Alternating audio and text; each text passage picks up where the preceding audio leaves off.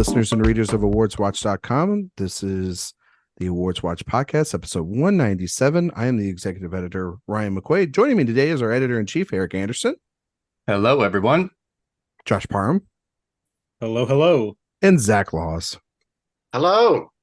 We are here today to give our preseason Oscar predictions. Gosh, I can't even get it out. Pre-fall festival. Pre-fall festival. Seeing all these movies in their totality throughout the season. We've got 4 months left in the season, and we've got another 3. So we really have 7 months till the Oscars. That's if they keep the date. Maybe at this point, right? There is an open question about that. Been a lot of early contenders. We're mostly going to talk about the top 6 categories, though we will talk about the screenplays a little bit. But we won't go too much into those right now because we don't know where things are going to kind of place, and certain films might go in one category over another. There's a $1 billion movie that could place in either one of those categories, Super Mario. So is everyone excited to give? I know this is Zach's and mine and Josh's first predictions of the season, but Erik, you've been doing this since May. Like you told us before we started. So yeah, this is nothing for you. Since May 2020, I've been doing my 2024 predictions, I believe is what it is now. Exactly. Yes. But is everybody excited at least about this season? There's a lot of enticing titles. There's some movies that we know are going to be contenders. Everybody excited for the season already? Or are you already exhausted by the idea of going on another season? Just it's always exhausting. Yeah.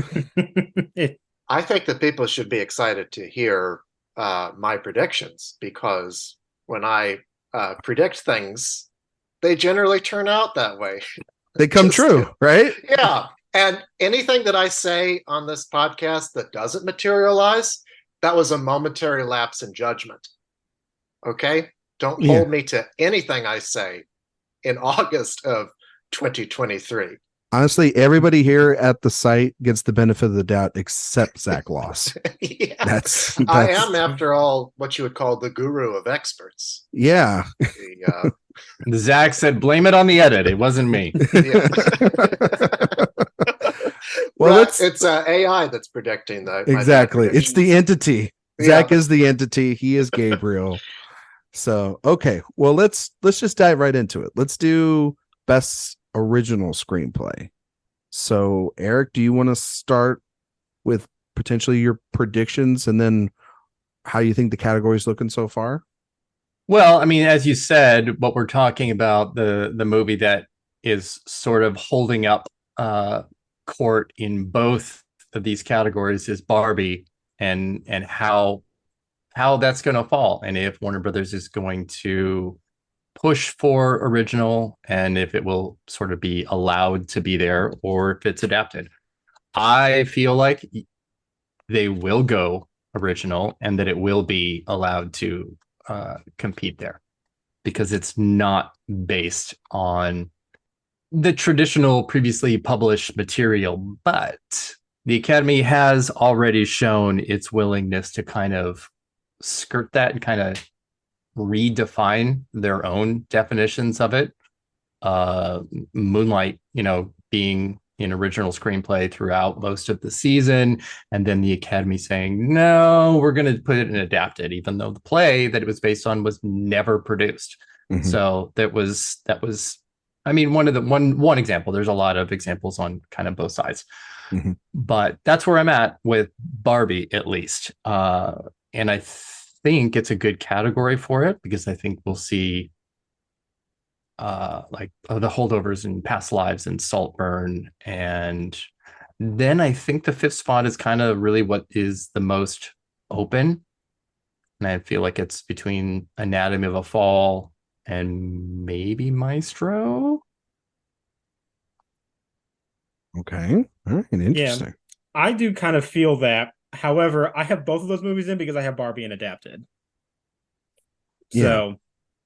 So, but very similar thinking there with you. And as always, it just seems like these categories, especially original screenplay, is all about the writer-director. And it just feels like most of the top categories right now fulfill that spot. So I feel like that's where you have to look mostly with the writing categories, especially original screenplay at this point.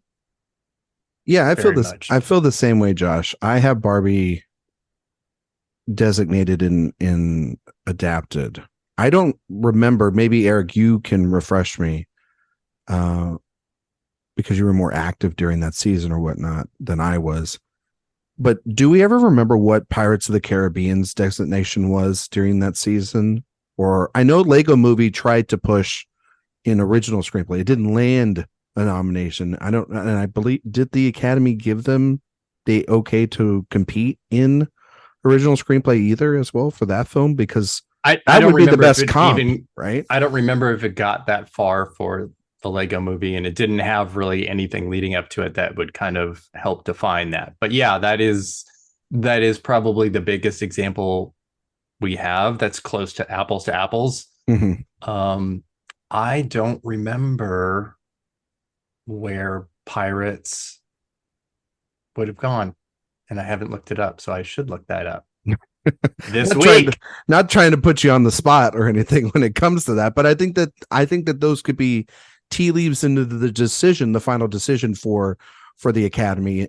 But then also too, they could be walking contradictions and just change the rule this year, because yeah, it is based off an IP, but it's not a traditional, written, or it's based off an entity, not something that we've previously released material for. So Zach, what do you think of the original screenplay? Where do you have Barbie actually, Zach? I actually have it in original too, because I've Look at been us trying split. to get Good. because I mean, this is the thing. I feel like looking at, and obviously when I'm saying this is pre-festivals, we haven't seen a huge chunk of what's still out there yet. But as of right now, I feel as though original seems like the most logical place to put it. And if that's the case, I think it's a potential winner there, because of just looking at what's in the field as of right now, and Gerwig and Baumbach both being previously nominated, I think 3 times each, but like 6 times between the two of them, right? Like that. I don't know. Yeah, I think so. Right. Yeah. No, you're right. You're right. Confused look. You're right. Yeah. No, I was just trying to do the math in my head. See, yeah. That's what happens when you put math in our head. Yeah. No, you're right, Zach. But anyway, yeah, like, and I was looking up the actual definition of it, and it's like material previously produced or published, and that includes novels, short stories, previous screenplays, but also other film characters, right? So I don't know if they're gonna, because I guess there have been Barbie movies before, but this isn't like based on those, as far as I can tell. So I don't know. I mean, they seem to change the rules about. Not. Yeah, I mean, do you think that Greta Gerwig and Noah Baumbach, they like went to a Target and found some direct-to-video, all 35 Barbie movies? Yeah, and they were like, we gotta watch these and study them and make sure that we are as close to the spirit of Barbie as possible. I don't think they did that. So I think you could also look at Toy Story as well, even though it's not going to be the same. That's a good point, because it does have like Mr. Potato Head and some like G.I. Joes, but yeah, I mean, it's a weird thing, because they seem to like, you were talking about Moonlight. Another example that comes to mind is Whiplash, which was deemed adapted because he had made a short film based upon it. But that's what every single up-and-coming filmmaker does now. They make a proof of concept to raise financing for their films. And so like, is every first-time feature film an adapted screenplay now? It doesn't make much sense. Like, but I have it in original for the time being. And I also I don't want to like opine too much on movies that have not been seen yet. But in terms of things that have been seen, I think that it could be joined there by Asteroid City, just given Wes Anderson's history in that category. Certainly Past Lives, that would be a place that could compete. Something like Air, which one of Ryan's favorite movies of the year. That was a big blacklist screenplay for a long time. And if they bring that movie back, could certainly compete there. And also May, December, which premiered at Cannes and is going to be doing the fall festival circuit. Todd Haynes movies have more luck getting into screenplay than any other category, for whatever reason. But, so I think you could make like a 5 out of stuff that has already been seen before you even get into, like Erik was saying, things like Maestro or like The Iron Claw, Saltburn, films like that. Yeah, I mean, Zach mentioned a lot of titles there. I also think one that's going to be playing at the Toronto International Film Festival. It premiered over at Sundance, Fair Play. Netflix has that. That's for anything for that movie in particular. That feels like a screenplay push for that movie. Though I think it's so heavy in these categories. And again, I think Barbie would actually.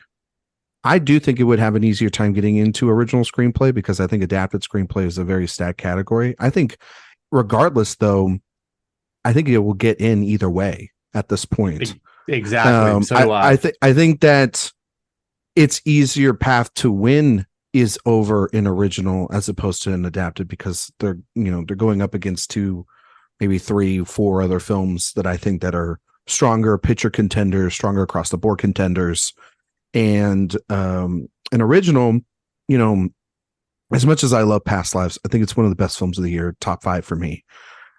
It feels like Barbie and Oppenheimer have become the moment to the point where you wonder how much momentum that movie still has because of the fact that the conversation for the last 4 weeks has been Barbie and Oppenheimer and Barbenheimer, and it will be like that for the foreseeable future for at least the next month, even as we get into the festival season. Box office wise, it'll still be those 2 films, and then once if there is a strike deal that is made by the WGA and SAG, you're going to have those casts and you're going to have those directors back on the circuit, and they have laid the groundwork already for these 2 massive films that both had Academy screenings and were absolutely sold out, and people were like clawing to get in to see those 2 movies specifically. So but either way, I think it'll land. For me right now, my 5 in original screenplay is The Holdovers, Past Lives, Saltburn. I do agree with Zach that it seems that Todd Haynes films have their screenplays that always get in, and yet the man never gets nominated himself. May, December. And then I have Anatomy of a Fall right now. I think, Neon's track record over the last couple of years when they get what is essentially now Neon presents the Palme d'Or.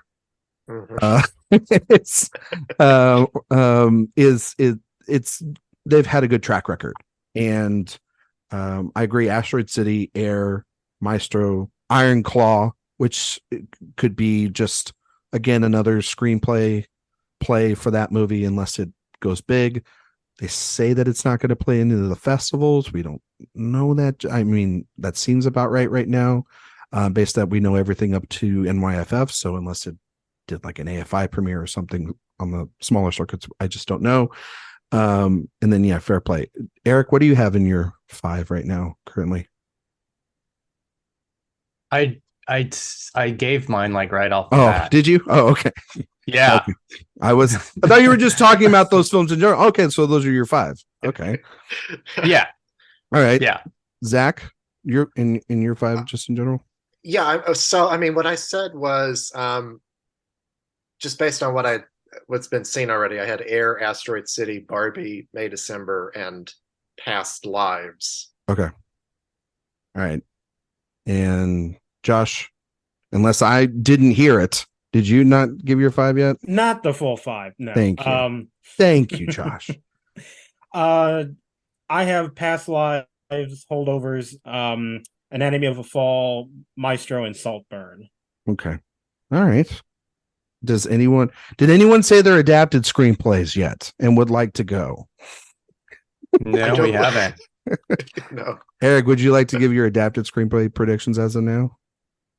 Yeah, I mean, this feels like maybe 3 things that are pretty solid, and then 2 open spots. I think Oppenheimer and Killers of the Flower Moon and The Zone of Interest are top 3 here. After that, it's really weirdly open, so I haven't quite landed on it yet. If Priscilla can perform well, then it could get in here. Yep. Same with Poor Things. Yeah. I think I had Dune Part 2 in my number 5 spot last month, but I don't feel quite there with it now. So I'd probably bump it down to 6. Oh, okay. All right. Josh, yours right now? Yeah, I agree with those 3 of Oppenheimer, Killers of the Flower Moon, and Zone of Interest. As I said before, I have Barbie in adapted, so I have it in this lineup. And then I also have Poor Things, because I feel like the writer's branch in particular loves Lanthimos and his sensibilities with films. And I know he hasn't written this one, right? This is Tony McNamara, I believe. Tony McNamara was nominated for The Favorite. Yeah. So I feel like the writer's branch really does like Lanthimos films. So I feel like that is going to get in right now. Yeah. Zach? Yeah, so I got to break my rule about only sticking to things that have been seen already, because there's a little fewer options here. But like Erik and Josh are saying, I think Killers of the Flower Moon, Oppenheimer, and The Zone of Interest feel really solid right now. And then it's just like trying to get a feel for what the Academy, what might land, right? Mm-hmm. So I think Poor Things feels like a good early bet, right? Sight unseen, considering Tony McNamara probably came pretty close to winning the Oscar for The Favorite, and should have, I suspect. Oh yes, should have. Definitely should have. Yeah, you don't have to be like controversial about that one, Zach. You know? I know it's a controversial stance to take, but I'm glad that you're standing there by yourself right now. I'm being incredibly brave right now. Yes, exactly. New podcast, Hot Takes with Zach Laws. Coming soon to the AwardsWatch Podcast network. Then for that 5th slot, I was between Dune Part 2 and Priscilla. Dune Part 2, I'm kind of like waiting to see how that's going to turn out, right? Because it could either be a masterpiece or it could be a mess, right? I hope it's not the latter, but sometimes you can get like maybe a little overly ambitious when you're doing saga ending, or maybe saga middle. What is this exactly? Saga right? middle, like more saga middle. Okay. Yeah. Also, there's one crucial element missing from the screenplay for Dune Part 2, and that is Eric Roth, who wrote Killers of the Flower Moon. And, I think that's why I'm like in a wait and see kind of mode for that one, right? Mm-hmm. Mm-hmm. So I ended up just going with Priscilla, and maybe that's a bit of hope predicting on my part, because Sofia Coppola has oddly not been nominated since Lost in Translation. But, hope springs eternal, that maybe this could be the one that brings her back into the Oscar race, right? But again, we're like waiting to see, because we also have things like The Killer coming out and the remake of The Color Purple. And, like there's things that are on the horizon, right, that we still need to see. Yeah, I'm with you on. I think we're all in agreements on the three: Killers of the Flower Moon, Oppie, Zone of Interest, and I have Barbie in adapted like Josh, correctly like Josh, and so therefore it's going to happen. That leaves only one spot, and to be fair to Dune 2 screenplay, Craig Mazin came on and helped them write some of the stuff. He wasn't credited. Roth also, it's been reported that he, while he was doing the Killers of the Flower Moon stuff as well, helped with the screenplay. So I don't none think of that matters. It does not credited. It does matter. It does matter. And I think also too, this idea that like after this beloved film by the Academy and a movie that they nominated when everyone else that year, once again, see, everyone that's already talked is doing exactly the thing that happened back in 2021. I don't know about that Dune screenplay. It's going to be such a challenge and and this and this and this. Well, and then it worked out, didn't it? Here's what I will say though is that I do get vibes that are similar to like the Two Towers, to Avatar, Way of Water, where the first one is a big hit with the Academy, but there is kind of a feeling of been there, done that a little bit. So that is fair. The nomination count goes way down. Like it still gets in the picture, but it does not hit the same amount of categories because it is not new anymore. And especially if there is a question that this isn't the finale, then it really feels like there's not an incentive to over nominate it like the first one. True, that is fair, Josh. But this is the finale of at least that book, as opposed to the Two Towers, which that is not the that's not the conclusion of that saga. And when those books came out, they were all technically one giant novel. And so I think that the conclusion of that right now, based off of this crew mostly that just got nominated, and were able to pull off the more difficult part of adapting that first half. This is from a lot of people that have read the book. This is the easier part to, more accessible, more action based and everything. Maybe that'll hurt it, but also too, a lot more characters, a lot more world building. I think that right now it's safe to put that there because, as much as we all love The Favorite, and I love The Favorite, and yes, Tony McNamara should have an Oscar. I think that, that movie is it could be a hit or miss. It's not a safe bet. And for the most part, but the writer's branch will go to bat for weird stuff. They will. But it just depends on, where I'm looking at stuff. I don't have Poor Things nominated a bunch of places. I think that for now, the safer bet is Dune. I'm curious. Nobody picked The Color Purple? A musical. Yeah. I had it in my top 5, and then I dropped it last month, and it will stay in my lower 6 to 10. Yeah, for me, if they can't get Tony Kushner nominated for West Side Story, then I just don't really feel like musicals are getting nominated for screenplay ever. Also, want to throw out. I think Chicago was a fluke. Yeah. I want to throw out there The Killer. Fincher's films I've gotten in the screenplay, or at least in the screenplay conversation. Zach before. mentioned that. Oh, I thought he mentioned Killers. Ferrari. That's another film. It's a biopic. I think Ferrari, because it's neon, that big acquisition, it's going to be a big push for them. Also, Michael Mann has been nominated for screenwriting before. And he is I think people forget he's an accomplished writer in addition to director. But, again, it's like, we'll find out soon enough, right?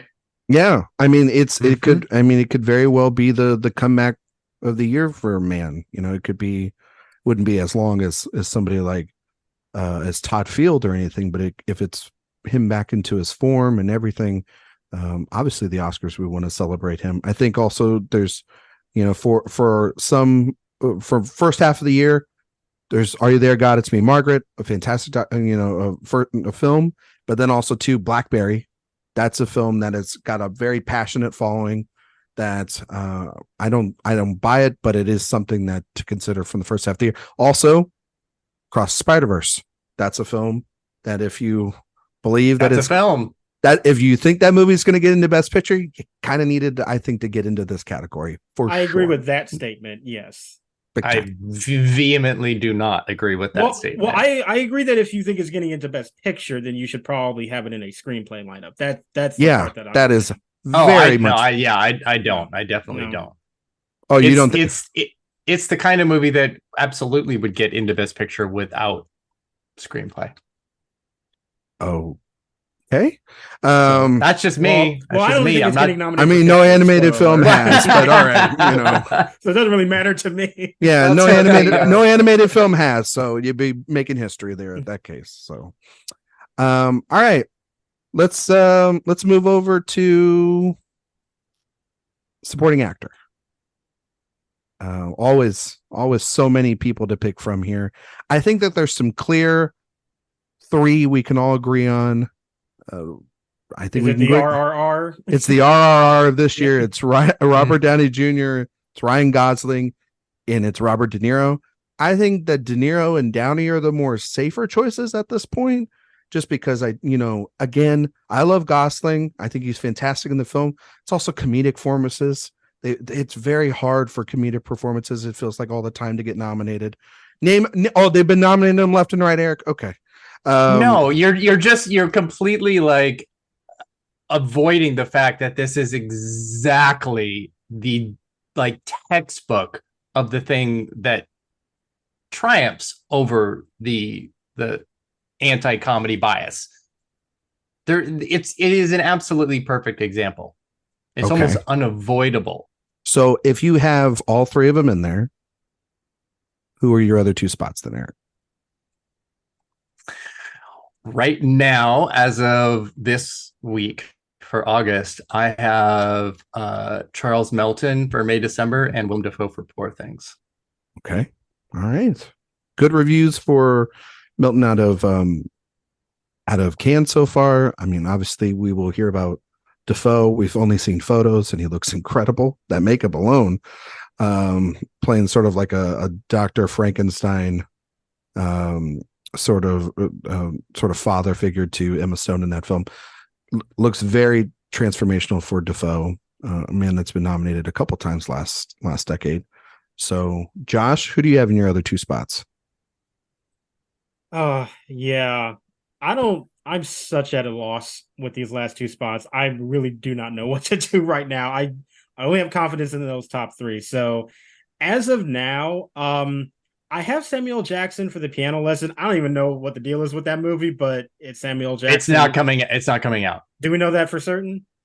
It's not coming out. Okay. Yeah. Well, they like started shooting right before the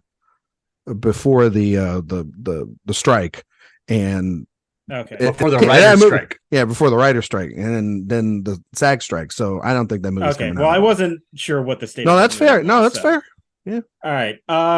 Well, then I also do have John Magaro for Past Lives, even though I feel like he is an easy miss. He feels very classic, show up everywhere and miss at the end, but I'll have him in there for right now. Mm-hmm. And I decided to go with Coleman Domingo for The Color Purple. Okay. Yeah, I had him in, and I'm just dropping him this month. I'm gonna just put my cards on the table and talking about all this stuff today. I have no nominations right now for The Color Purple because I think it's going to get pushed. That is my big prediction for that movie. I think it's going to get pushed. Yeah. They're doing lots of private screenings right now, so I don't think it's getting pushed. And the producer also feels extremely sure that it's not getting pushed. So I feel good about it. That's what I feel. And also, I also don't know how big of a player it will be this year. I'm not confident in it either. So I'm kind of reserved. There are a lot of my honorable mentions. Like, Domingo's definitely an honorable mention. Let's be number 5. Yeah. There's a lot. Matt Damon for Oppenheimer could totally. Well, that's the thing. It's like scooped up. There's how much do they love Killers of the Flower Moon? Because then does Jesse Plemons get in there? You know what I mean? And do another cocktail nomination. How much do they love Oppenheimer? Do they nominate Damon, who has Air that we'll talk about, an actor, but then also has this? How much do they love The Holdovers? Do they do a sort of a Manchester by the Sea thing and nominate the younger actor as well as the lead actor and Dominic Sessa? If he's good opposite Giamatti, which is, a lot of people have said out of those screenings how much they love that film. Milton is another one that you mentioned. He's going up against these two phenomenal actress titans, and he's getting tons of giant praise for it. I have right now Mergoa mostly out of stubbornness of myself, because I think that performance in Past Lives is phenomenal. And I still think Past Lives will be very strong because it's going to be the big player for A24. But I don't know. I'm so torn about it. It's not, though. It's not going to be their big player. Oh, it will be. Yeah, it will. It's not. What do you think is going to be their big player then? Zone of Interest is 100% their player. 100%. Yeah, but you know what? It is. You know what? We did this last year where we were like, can they juggle two films? And then they couldn't juggle it, but they couldn't even get The Whale in. So yeah, but they won Oscar night. They were fine. Still won more Oscars than most of the Best Picture nominees. Exactly. And I do have Defoe in there. Yeah, I also have a working theory that Jeremy Allen White for The Iron Claw has a really, really good chance, because with the Emmys move, he's going to win a Globe, an Emmy, and a Critics' Choice all within the same week, which is during Oscar nomination voting week. Something's happening here. Yeah, you just need that movie to be good in that performance. Yeah. It still needs to be all of that, but there's just this crowning, anointing sort of everything coming together at the right time kind of feeling about him. For sure. No, that's a good call, Erik. But I really wish it was playing. Like, I think it was, if it was playing now, not when is it coming out? Christmas time? It should have been the TIFF Midnight Madness. Yeah, gee, I wonder who set that to you off. Merry Christmas from Sean Durkin and friends. Exactly. That dark drama, knowing Sean Durkin's Foxcatcher on Christmas. Go watch it. I can't wait. I can't wait for it either. Yeah. My wife's going to be like, no, I do not want to watch. Because if you know anything about that story, it's a very sad story, but it's also perfect for Durkin. Zach, what are your other two predictions in that category? Because I know you have RRR in there right now. I do have RR in there. Right now, I have, excuse me 1 second. I have Magaro. Thank you, for Past Lives, and Charles Melton for May December.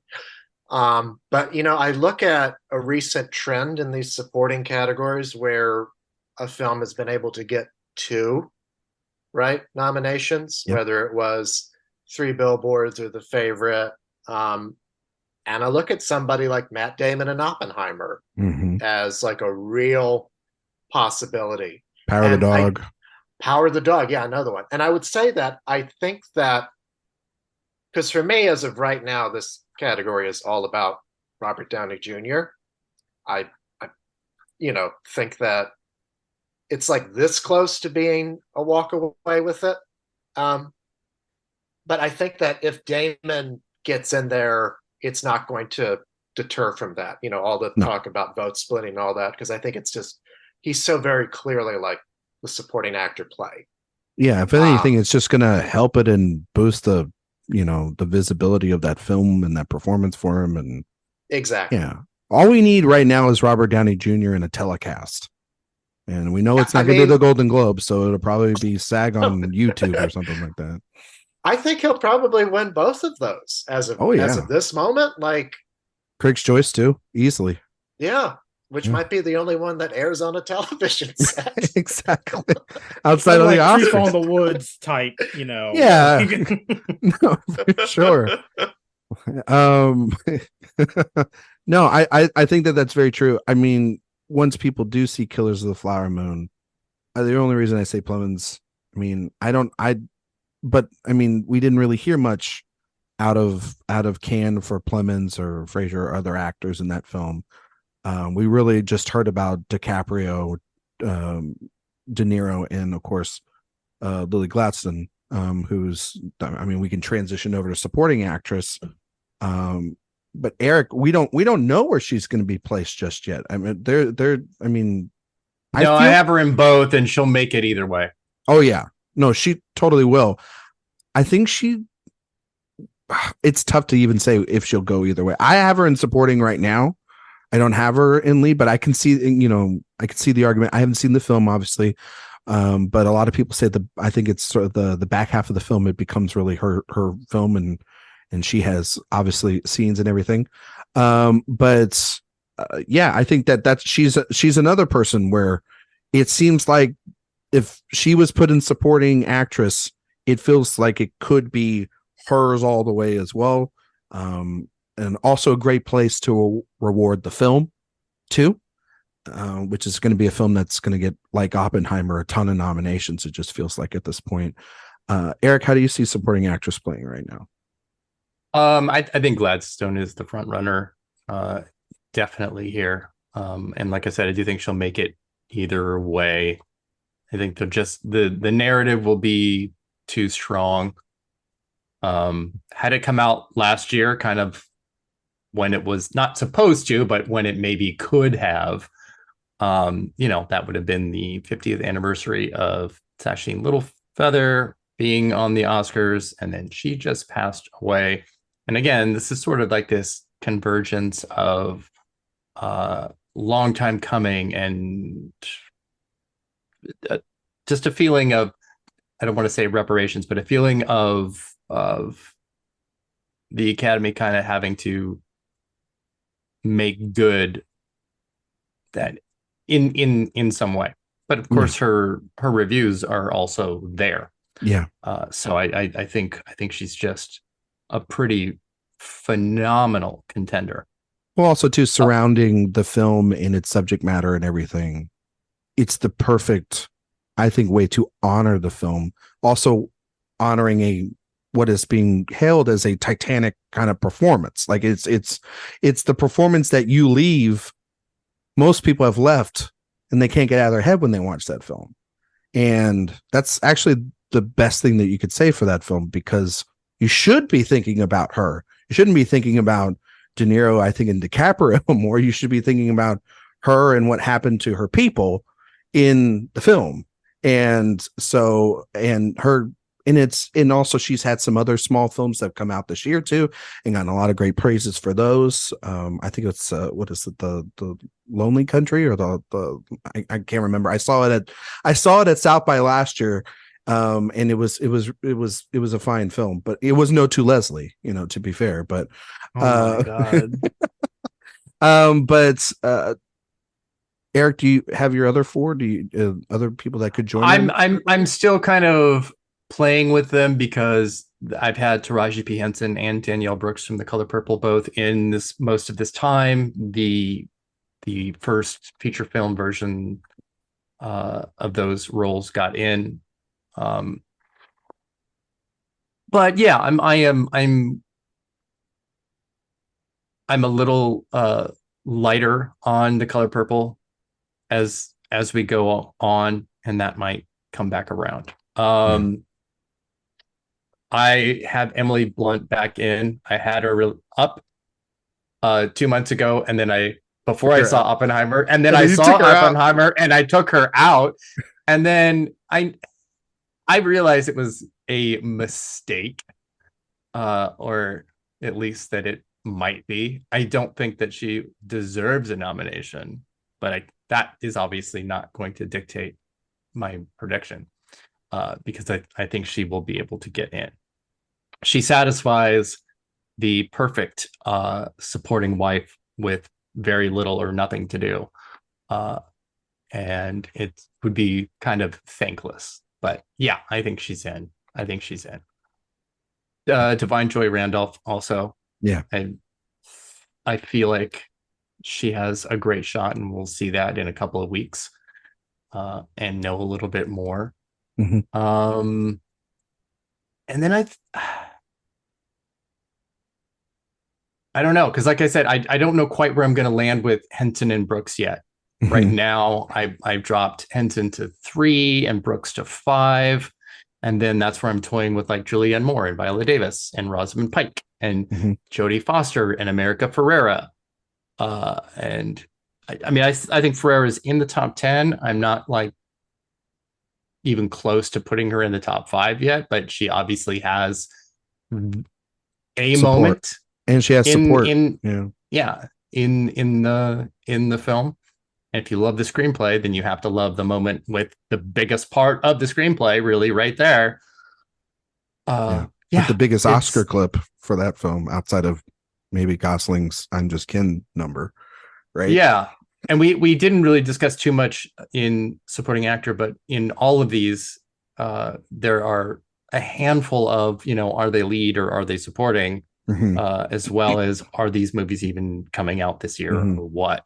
So we have a handful of those here, like Jodie Comer in The Bike Riders, Vanessa Kirby in Napoleon, stuff like that are just kind of like, we just don't know how these are going to land at all yet. Yeah. Josh, how you like the category looking right now?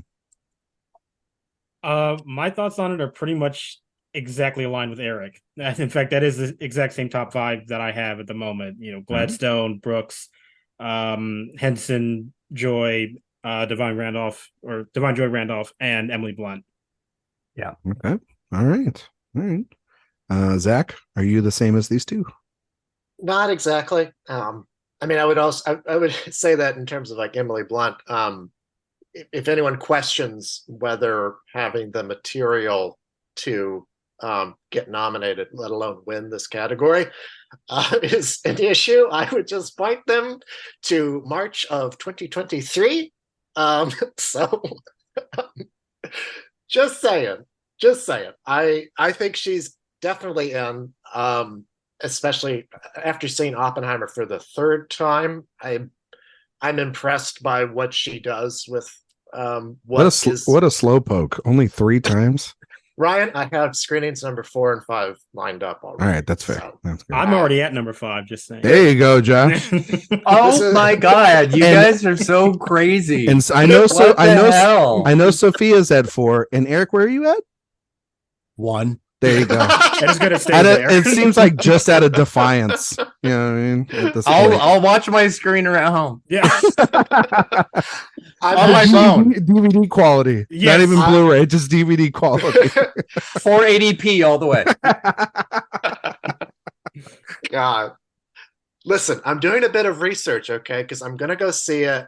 They're going to screen it in 70 millimeter at the Directors Guild, I think it is. Oh, nice. Obviously, none of the cast are going to be there because of the strike, but I want to get some on the ground research about how this movie plays with people in the industry. So 100%. That's the only really way to kind of know things. Yeah. And Academy screenings have already started. Yeah. Mm-hmm. Oppenheimer and Barbie have both started Academy screenings. Yeah. I said that at the beginning of this episode, but thank you for reiterating what I already said, Erik. I am reiterating. Okay. People probably weren't like paying attention. Well, no, they heard it, but then they're like, "Oh, Erik said it again." Anyway, keep going.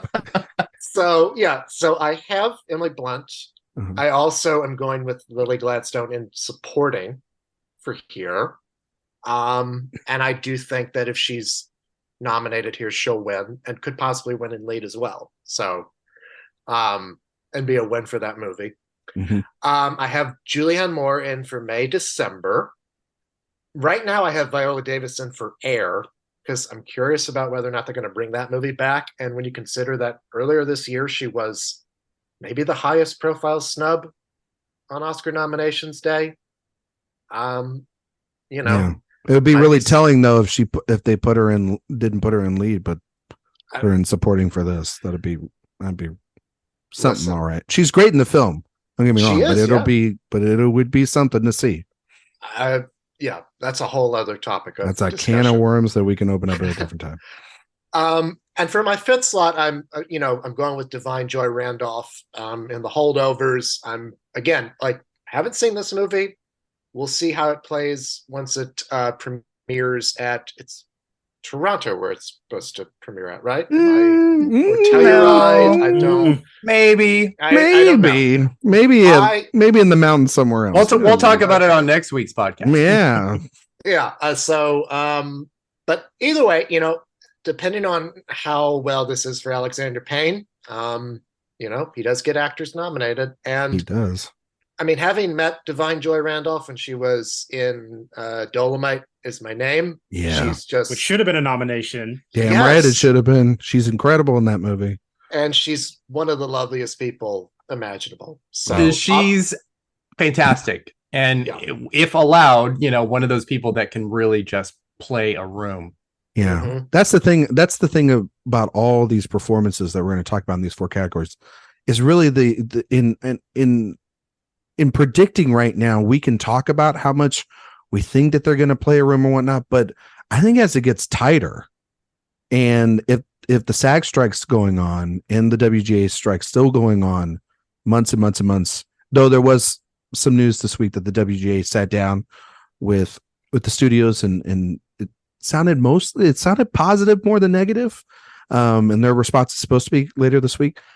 I think that the longer the strike goes on, for those up and coming artists or those people that need to be in the room, it could hurt them. And then it could fall back to a lot of previous nominees and people that they're comfortable and known with.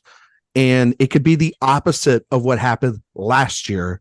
And where we had so many new nominees, where Cate Blanchett was the only previous winner and multi-time nominee in the category. And so, that's something I think we have to vastly consider going forward. But right now we can have fun with this here and think that in a normal year, this is how it would look. But if it goes on, to that point, like the top 5s that Josh and I have would be for all first-time nominees.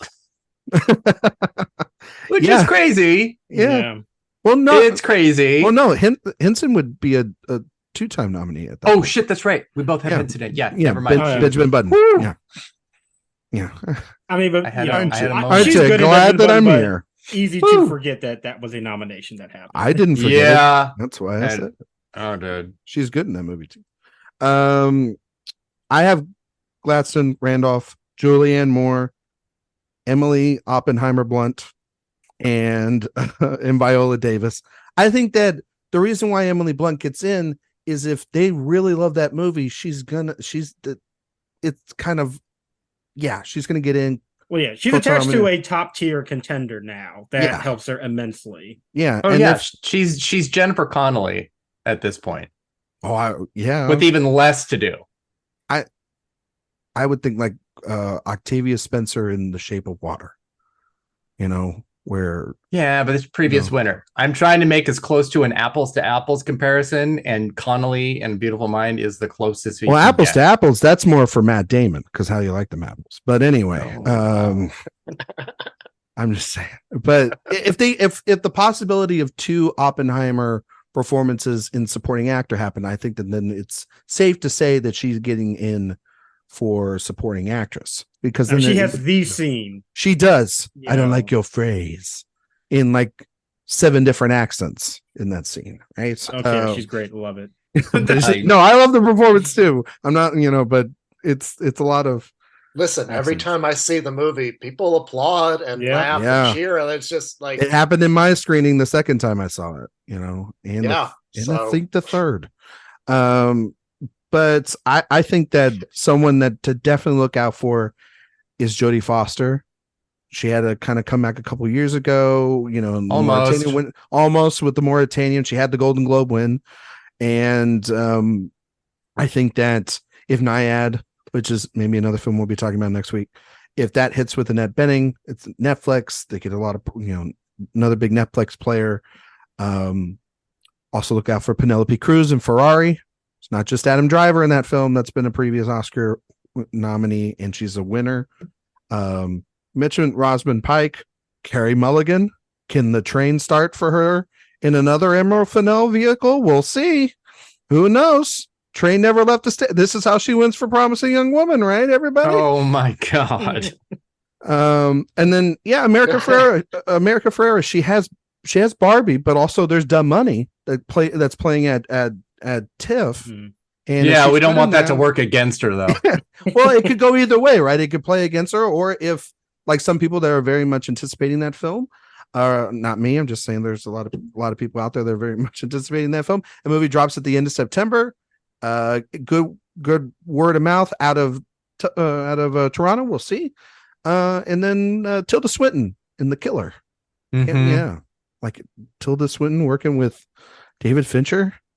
It would be really great if Swinton could kind of get back in the conversation because she's certainly had the goods since Michael Clayton, Mm-hmm. but just isn't clicking.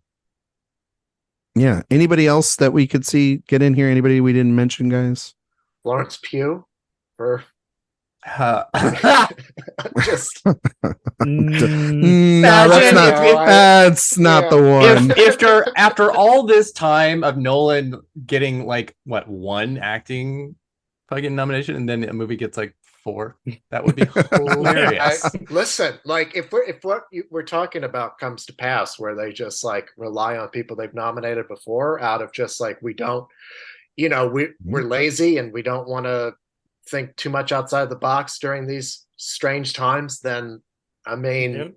she's a previous Oscar nominee. Like Pugh doesn't I don't think has the star power for that, but if it happened, holy shit. One of the worst nominations like that has ever happened. Yeah. again, I point you to Last year.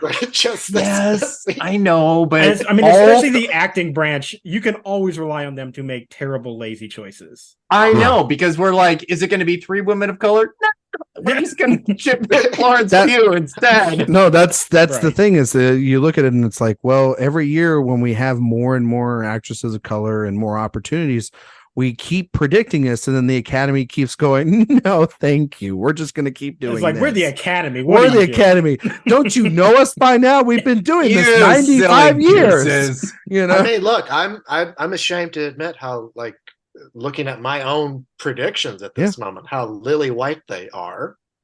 But then again, it's like I'm talking about the Academy Awards here. So like they never cease,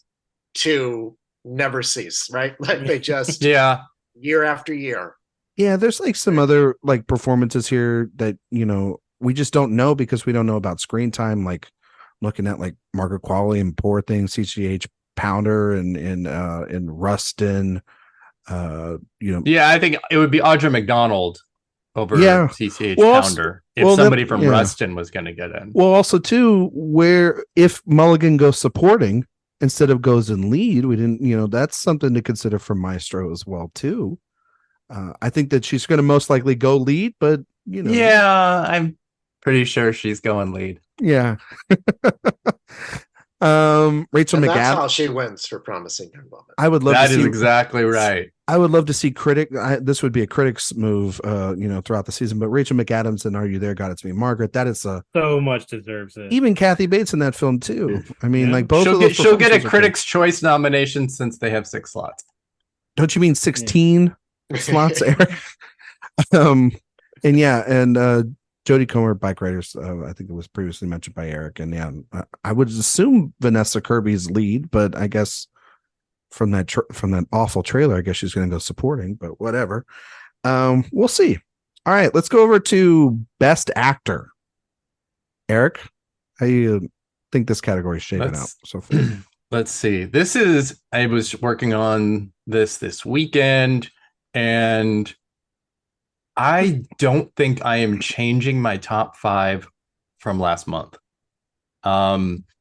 There's one kind of weird thing that's happening, and that's Anthony Hopkins. He's got Freud's Last Session from Sony Pictures Classics. Mm-hmm. But BFI just announced his movie One Life, which is a Holocaust survivor remembrance movie, but does not have a U.S. distributor, is playing London Film Festival. And so my head's like, what's going on here? What's happening? Because we haven't even really talked too much at all about these potential, contenders without distributors. That TIFF is a huge marketplace, huge. And we've seen many times films get picked up at TIFF by a Neon or Sony Pictures Classics or Fox Searchlight at the time, and get a super fast turnaround, a killer awards campaign, and Bob's Your Uncle. There you go. I don't know how I feel about that happening this time with a whole lot of categories, but I am thinking about Hopkins as a potential somebody. But other than that, my top 5 is the same as last month, and it's Colman Domingo, Cillian Murphy, Bradley Cooper, Leonardo DiCaprio, and Paul Giamatti.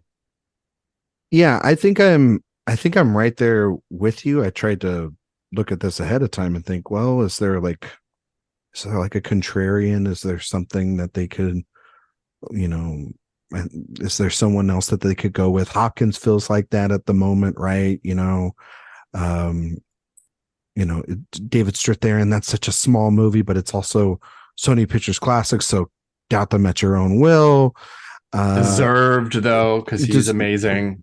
There's Barry Keoghan, who just is fresh off of getting nominated for the Banshees of Inisherin and Saltburn, but it's also like, I don't know, I haven't seen Saltburn yet. It's one of those things of like, how good is that? Is Emerald Fennell's follow-up to Promising Young Woman? It remains to be seen. And so you kind of, your reservations there. And so, yes, Eric, I agree with you. Those are the 5. I don't have them in the same order as you. I think you had Colman Domingo last month at number 1, and then Cooper and I haven't locked down the placements. Yeah.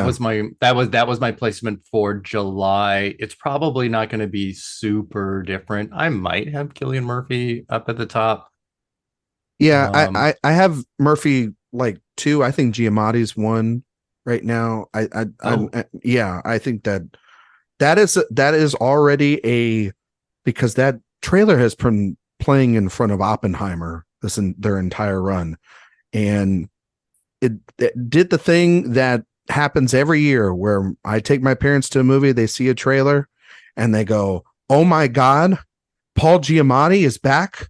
Where has he been? I feel like I haven't seen him in such a long time." I'm like, "Mom, you watch Billions every week. Like, what are you talking about?" But they both were like, "I've got to see that film." And if that movie is what everyone says it is, it feels like that's the movie. And Giamatti's front and center throughout all that. And I think that would be the best way to award that film. Obviously, Cillian Murphy, we know about that. Leo is Leo. He's kind of just like, if anyone's going to get in, it's definitely going to be Leo because he gets nominated for pretty much anything now. Domingo is somebody that, man, if we have a deal done by SAG and the WGA and Colman Domingo is on the scene, somebody that can charm the pants off a fucking room is Colman Domingo. I've seen it. We all know it. This movie was held, or it was still shooting a little bit, and it couldn't go in last year. It seems perfect for him. Netflix is going to run that. And then, of course, Bradley Cooper, The Bridesmaid, Never the Bride in at the Oscars, and up for probably 900 more this year potentially. Yeah, he's going to be in the running for 4 more nominations this year. This year alone. To add to his 9 losses.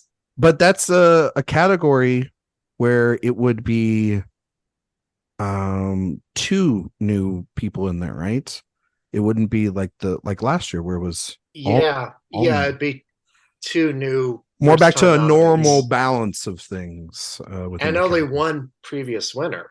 Yes. So DiCaprio. So yeah, Zach, are you? Yeah, last year was an anomaly. Yeah, very much so. An 84 something year anomaly. A great one. Yeah, great one. And I'm grateful for it, but an anomaly. You and Paul are very grateful for it. Hi, Paul. Hope you're doing okay out there. Paul still listens to the show, from what I hear. Oh yeah, I'm sure. Yeah, I'm sure he does. He's dying to see if he's getting nominated for anything this year. Zach, what are yours? I mean, I have the same 5 as Eric. Yeah, I mean, because I'm looking at it, and obviously, like, I've only seen Oppenheimer, so I can't speak to the quality of any of these other performances. But from what we know of Killers of the Flower Moon, if Leo feels safe, right? Mm-hmm. Then Paul Giamatti, you got a guy who was snubbed for his last Alexander Payne movie, pretty famously, and again, we'll see how this one is. He's definitely the kind of guy who can get nominated after being stuck in billions land for so long.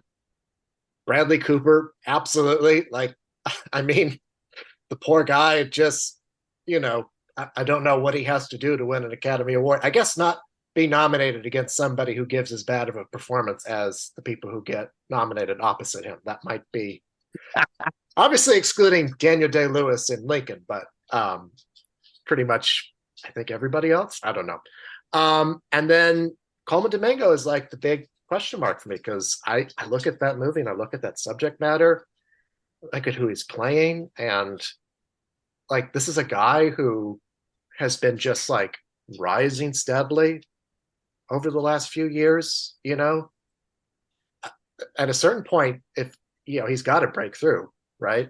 And this could be it. Yeah. So we're all are in alignment. Josh Parham, are you in the same boat with the rest of us? Yep. Exact same 5. It feels like this is the 5 that basically everybody has right now, which makes me very nervous because that shit isn't gonna stick. But I don't know who else to really slip in there right now. That just seems like the consensus to go with. The one I'm most nervous about is Coleman Domingo. I just want it to happen for him so badly because I love Coleman Domingo, and I also just want that movie to be really good because I've been waiting for a Bayard Rustin film for so long. So yep. Yeah, I feel like okay with that 5 at the moment. And man, Bradley Cooper, I mean, he already did step 1 that you need to do in this race, which is you release the publicity still of you covered in makeup. Yep. Mm-hmm. So it feels like probably this might be the year for him. I kind of feel like it. I don't think he's going to do anything with Critics Awards, but I feel like the industry might warm up to him. No, the Critics Award feel like maybe potentially Cillian Murphy. I mean, talk about somebody that's just like all over the internet with a look. You just look at his photo and you're like, oh, that's, I remember watching that movie 4 or 5 times. I could very easily see Cillian Murphy winning Best Actor if Oppenheimer is one of those movies that just. I would love it. I mean, shit, we just came off a movie. I mean, performance is that quiet. I don't know. It's definitely not in line with, some of the people who have won who are in Cillian's movie from past years. But I mean, Casey Affleck in Manchester by the Sea is a good example of the kind of performance that has won this category. It is also is the problem though. It is also I mean, while it is a very it's a very controlled performance, there is a ton of dialogue though he is saying in many scenes as well too. So it is a very I would love it. It straddles the line, for sure. Yeah. But and then there's Leo. And everybody knows that I think at a certain point, maybe it's not for this, though there have been people that are saying this might be Leonardo DiCaprio's best performance in a very long time. I do think one day he will win a second Oscar. There's no doubt in my mind. I just don't think it'll probably be for Killers of the Flower Moon, but you never know. I think, Erik, you were absolutely right. Anthony Hopkins, he has 2 films. I think that One Life, I think that movie is coming out. No, it has no U.S. distributor. No, it's coming out at TIFF is what I was saying. Yeah. If it would have to get, picked up and bought and released, by somebody at TIFF. And Sony Pictures Classics already has his other movie. Yeah. Because also too, biopics galore. There is Kingsley Ben-Adir, the Bob Marley film that comes out later this year. Well, has that been confirmed for like a release date? It's one of those where it's like they're saying it's there, but then because it officially is January 24, which is Paramount is like sticking with that being its release date and not even like hinting at a limited the limited run. But like, why would you start like advertising that movie? It just feels weird. It doesn't make any sense. It wouldn't make any sense as a January release. Did they forget to put the 2 after the 1 on the month on the poster? Is that what it was? They put January instead of... No, but what I'm getting from it is pure I want to dance with somebody. vibes. Yeah, where we were all told even so much that they had to like change the name and and make sure that his name was in it and all. I'm like, with I've Whitney seen Houston's this I before. wanted to.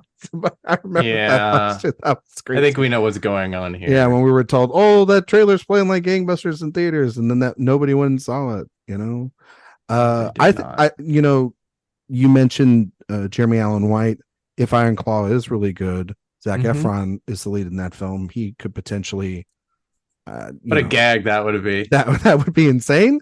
My goodness. I think the one person for me to keep an eye on here is his name is Christian Federal, I believe is how you say his name. He's the lead actor. Friedel. He's the lead actor in the Zone of Interest. As seems very much on the list of 6 through 10 for me there to consider. Even more. It's funny because I have him in my like next up list, but it's been pretty difficult for non-English language lead actors to get in, and obviously, it was probably pretty close last year, and still quite couldn't do it. I feel like it was a little bit close to in 2020 with Mads Mikkelsen for another round. Well, and that's a prime example of this because there's no reason why Mads Mikkelsen should not have gotten in, other than it was the high point of COVID and 0 in-person events. And again, we're talking like we have with other contenders, the importance of those kinds of interactions and those kinds of things that are they are make and break for a lot of contenders every year. So there's him in The Promised Land this year, but it's Magnolia Pictures, so I'm not really counting on that happening. Koji Yakusho for Perfect Days, Best Actor winner. A lot of potential, but I'm not holding out a whole lot of hopes, and I have none of them in my top 10 right now. All right. Okay. Well, it'll be interesting to see. And I agree with Josh. Scared as hell that all 4 of us predicted the same 5 right now. That's timestamp it. That's not going to happen. Did anybody bring up Michael Fassbender for either of his 2 movies that are coming out? Oh, that's right. Like the next goal wins of it all. No one mentioned that in the screenplay category. Out of fear, I suppose. Does anybody think it's like actually happening? I mean, the TIFF run. I want that movie to just be delayed indefinitely, and it will never come out. I just want that to be the new thing. I think, we want it to be, what is that, the new X-Men movie, right? No, the new Mutants. The new Tulip Fever. Right. That's what it needs to be. What was it, that other one with Benedict Cumberbatch that was delayed about Thomas Edison? War. The Current War. Yeah, it's the new Current War. Yeah. I mean, I know that Sofia Simonella's worst nightmare is that this movie is going to win Best Picture. So we kind of need to talk about it a little bit, because if we go back to this tape and nobody mentioned it, we need to be able to pinpoint exactly where it happened so she knows who to blame. Exactly. And it's technically it's you, Zach, because you brought this up. So good job, Guru. I mean, real Next smooth. Goal Wins is number 6 for me in adapted screenplay. Josh.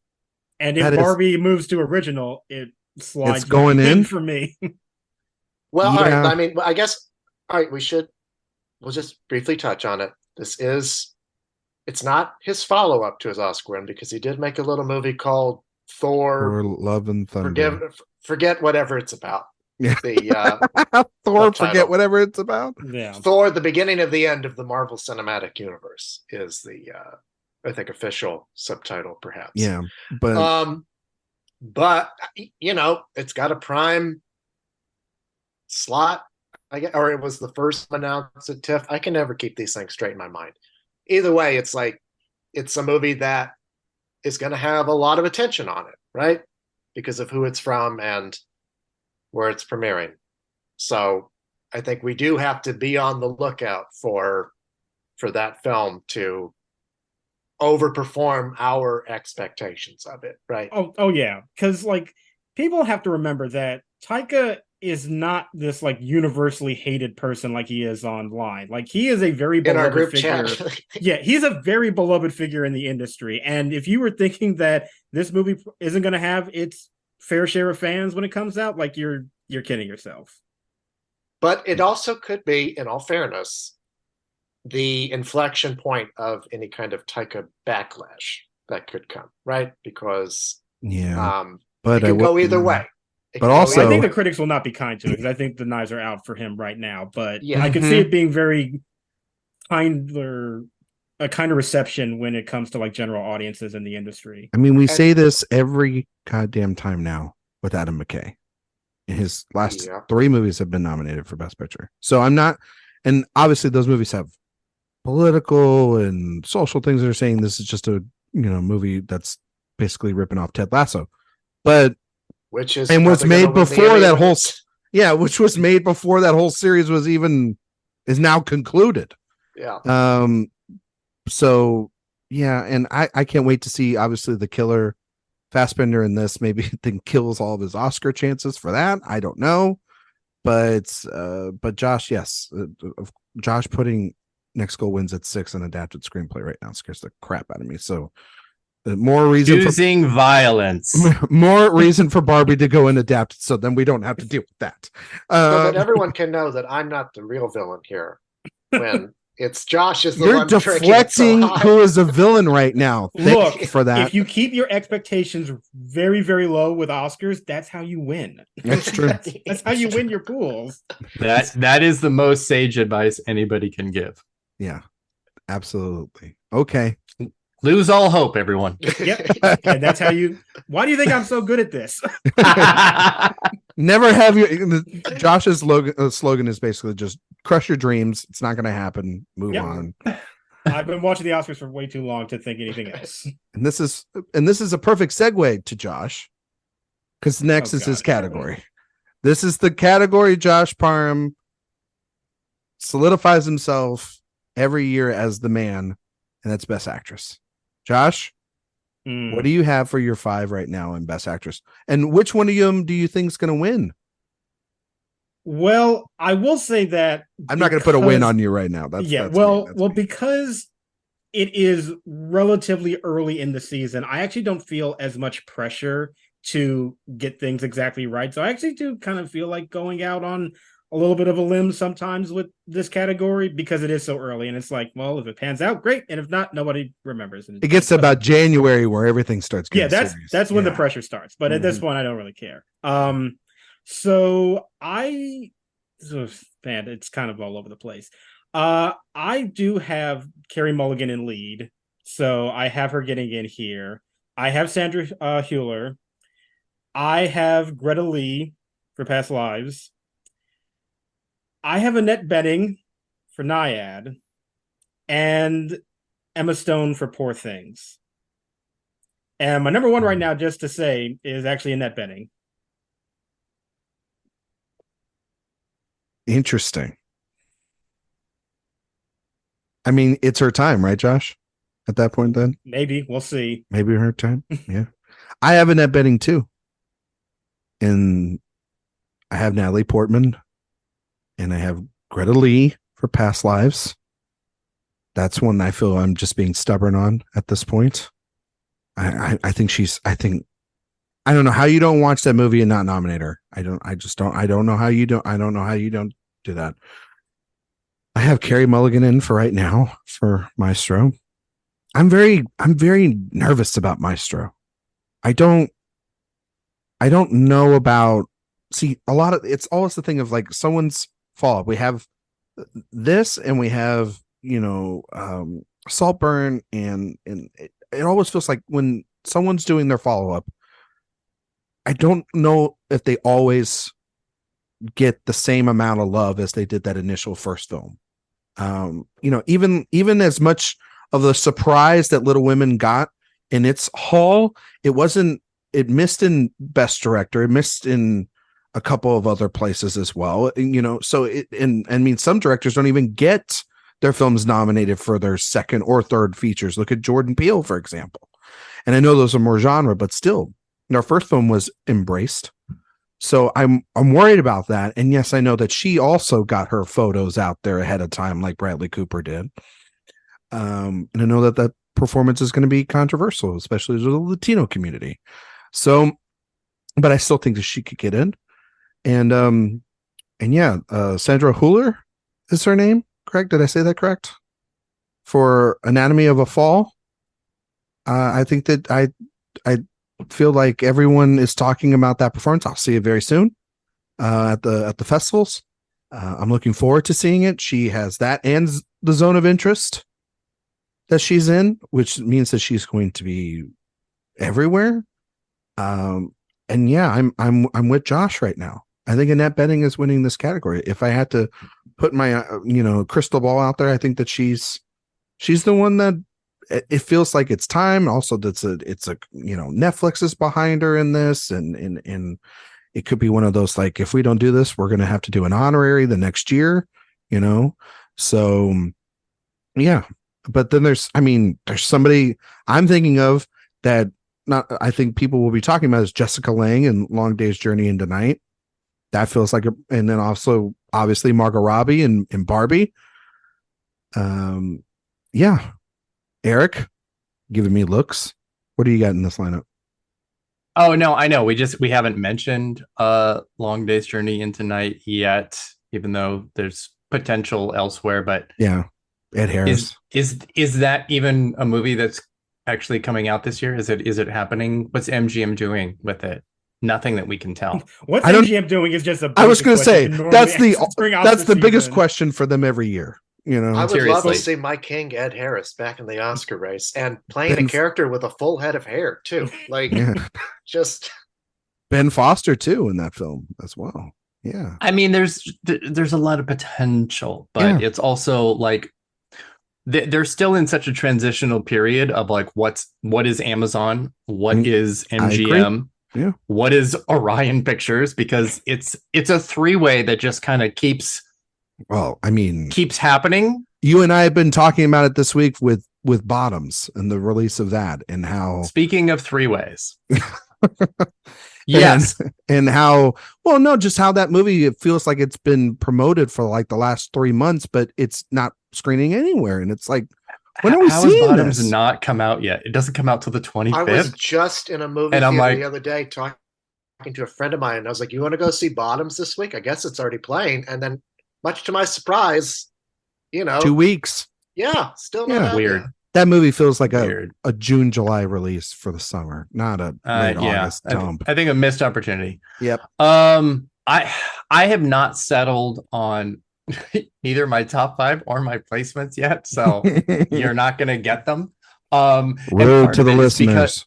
Part of it is because of Lily Gladstone. I have her as a placeholder in both the lead and supporting, so I have her at number 1 here as well. I really do, in my heart of hearts, think she will be in supporting. So if I take her out of here as a non-factor, as it will likely be, Annette Bening, who, maybe slight spoiler alert. I'm no spoiler alert. We'll just say Annette Bening. She's getting in. She's going to get it. Sandra Hüller, absolutely 100%, absolutely getting in. And then it gets actually very shaky for me, mostly because I don't have the faith in Greta Lee getting in that I did earlier in the summer. Shots fired by Erik. And it kills me. It breaks my heart. Honestly, at the end of the day, I think how that movie is going to perform is going to be very sad compared to what we want it to. Yeah, to be. It's I like I was really do. I mean, it was like I was saying before. It had a lot of momentum, and then this Barbenheimer thing happened, and it's kind of in. But then also too, it's a small movie, and then there's a lot from A24 coming out. It did great at the box office. It's a success. Yeah. But it also feels like something that will get like original screenplay only.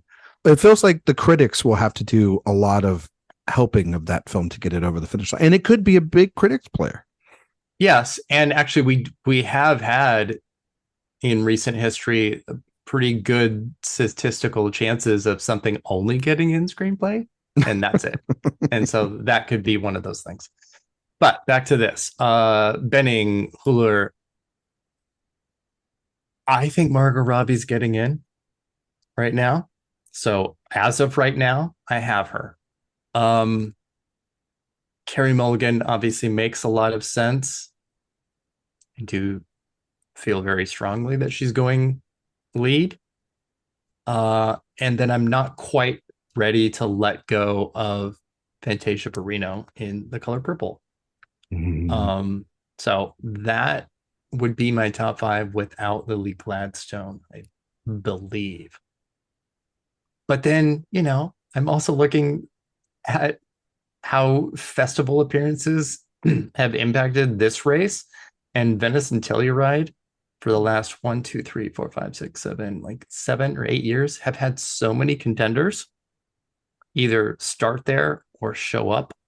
I was going to say, because last year the film was already out, but Michelle had a tribute at both Telluride and TIFF. Yeah, she had so many. Every single festival of the post festival season had like tributes and things for her. Yeah, but Tar and Tar and Blonde last year, and then Spencer, Lost Daughter, Parallel Mothers the year before, Pieces of a Woman, Nomadland before that, Marriage Story.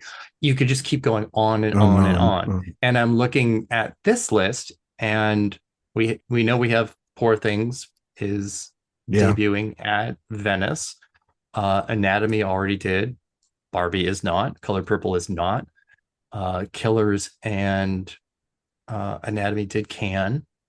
So that's Maestro for Carey Mulligan. That works really in her favor. And then Annette Bening in Naiad, spoiler alert, might be at one of those festivals. And then we have Emma Stone. Did I say Emma Stone? Yeah, no. Emma Stone. Yeah, Emma Stone for Kaylee Spaney for Priscilla. Then that's when we start looking into how real the festivals impact these races are, because it's you don't have too many. We're going to debut on Christmas and get a nominations in. Yeah. You okay? It's a tough category. I was gonna say looking at it is a very tough field right now. A lot of possibilities. Yeah. I would kind of gag at Natalie Portman and Annette Bening going up against each other again, but I was gonna say it's her new Hillary Swank. Yeah. All we need is that Hillary Swank Christian movie to make $255 million. Pass along. There you go. Yeah, it makes $200 million. Just pass along. Use the barcode to pay for new tickets, right? Yeah, they just need to have like their studio do a money laundering scheme. And, you just need the QAnon R code. Yeah, we forgot to mention Jim Caviezel in Best Actor. No, we did not. No, we did not. We're not going to even try to start those rumors. Boy, what a shame that they have retired Best Popular Film. Sound of Freedom would be a shoe-in. Oh my God! Could you imagine if they wouldn't? But they wouldn't have any producers left because they're all getting arrested for what the movie's talking about. So God, yeah. I'm just saying. Well, I can give my Best Actress prediction. Yeah, I think so. I think that's we're at the point of the podcast where you do that. Yeah. Okay, so if we're going off of what's been seen already, then yes, Sandra Hüller for Anatomy of a Fall, possibly Natalie Portman May December, possibly Margot Robbie for Barbie, and Greta Lee for Past Lives. It's this thing of where you really do want campaigning to start back up again for real. Yeah. Because somebody like her who is not a household name really does. And not to say that Sandra Hüller is a household name, but she's, I guess to international voters, she is, right? And there's a large contingency of that within the Academy, Yeah. like Annette Bening has been trying to win an Oscar for almost as long as I've been alive. Like, her first nomination was in 1990 for The Grifters, just shortly after I was born. Like, she would have been my winner in 2016 for 20th Century Women. It's just like, it's a sad irony of her career that, like, when she gives one of her best performances, it's overlooked. And I mean, we don't know what Naiad's going to be, but yeah, I look at this potential lineup and I say to myself, this could be her year. Like, if Renee Zellweger could win for Judy, Oh, then, for God's sake. you know, Which premiered at Telluride. yeah. So But she was also there, got like, she was Talk about somebody with 7 accents. heavily campaigning. yeah. Yeah. So, like, that feels like a 5 to me, but I also I should have Carey Mulligan in there, and it's just a question for me of like, okay, are they gonna have both Margot Robbie and Natalie Portman in for, Best Actress with these two kinds of, I guess, non-conventional. I haven't seen May December, so I can't talk about it. But from what I understand of that movie, it's more of a kind of like a satire, and kind of, she veers into a little bit of camp territory. Margot Robbie's better in this movie than she was in either of the two films that she was Oscar nominated for. So Correct. if that counts for anything, That is a fact. yeah. I mean, no lies told there. Yeah. I'm looking also at Kaylee Spaney for Priscilla. Again, like, Sophia Coppola's movies have not performed at the Oscars very well, but perhaps they have Elvis fever after last year. That's true. And it's a different kind of film. Although the fever kind of broke on Oscar night, it kind of seemed like. Yes, it did. Yeah, they were like, we don't like that movie that much. But I mean, based off of Haynes and Gerwig's track record, they get their actresses get into Best Actress, and they have. And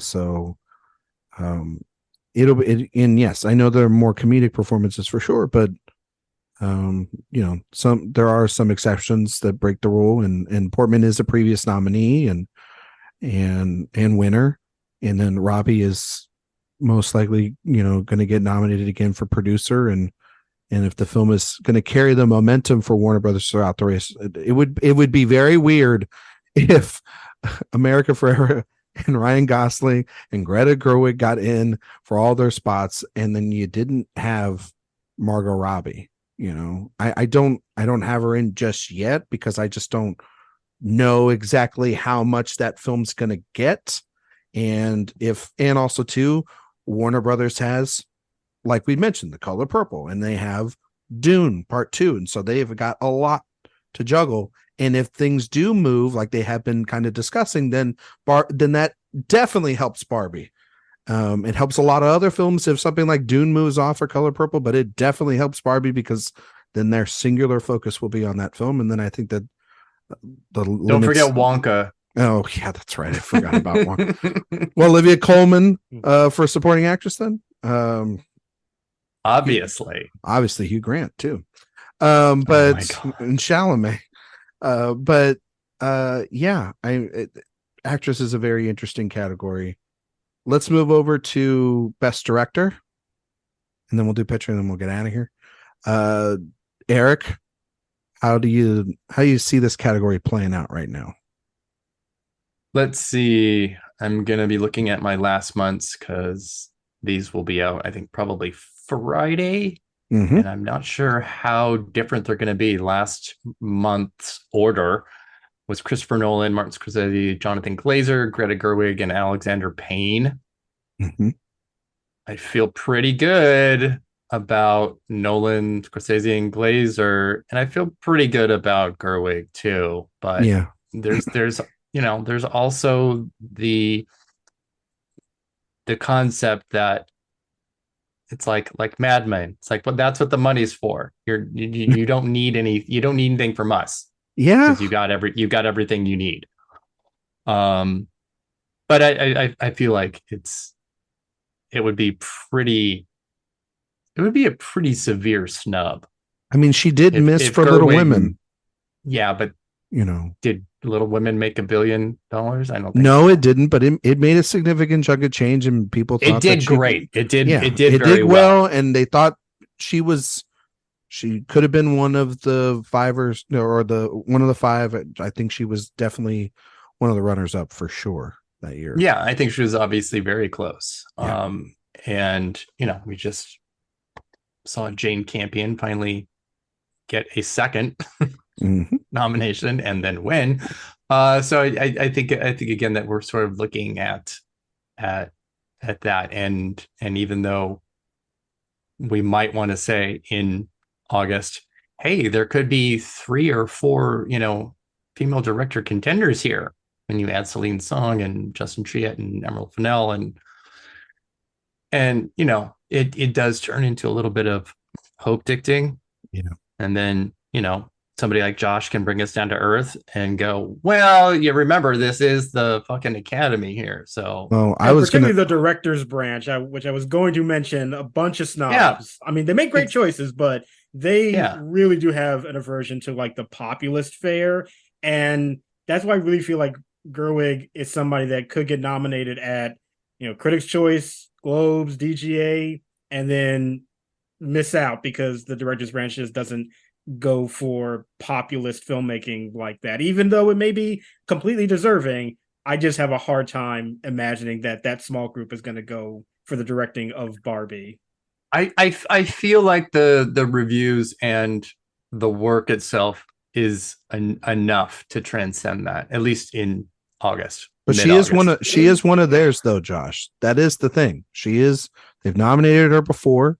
Granted, it was for smaller film like Lady Bird, but the Academy has nominated her last 2 films for Best Picture.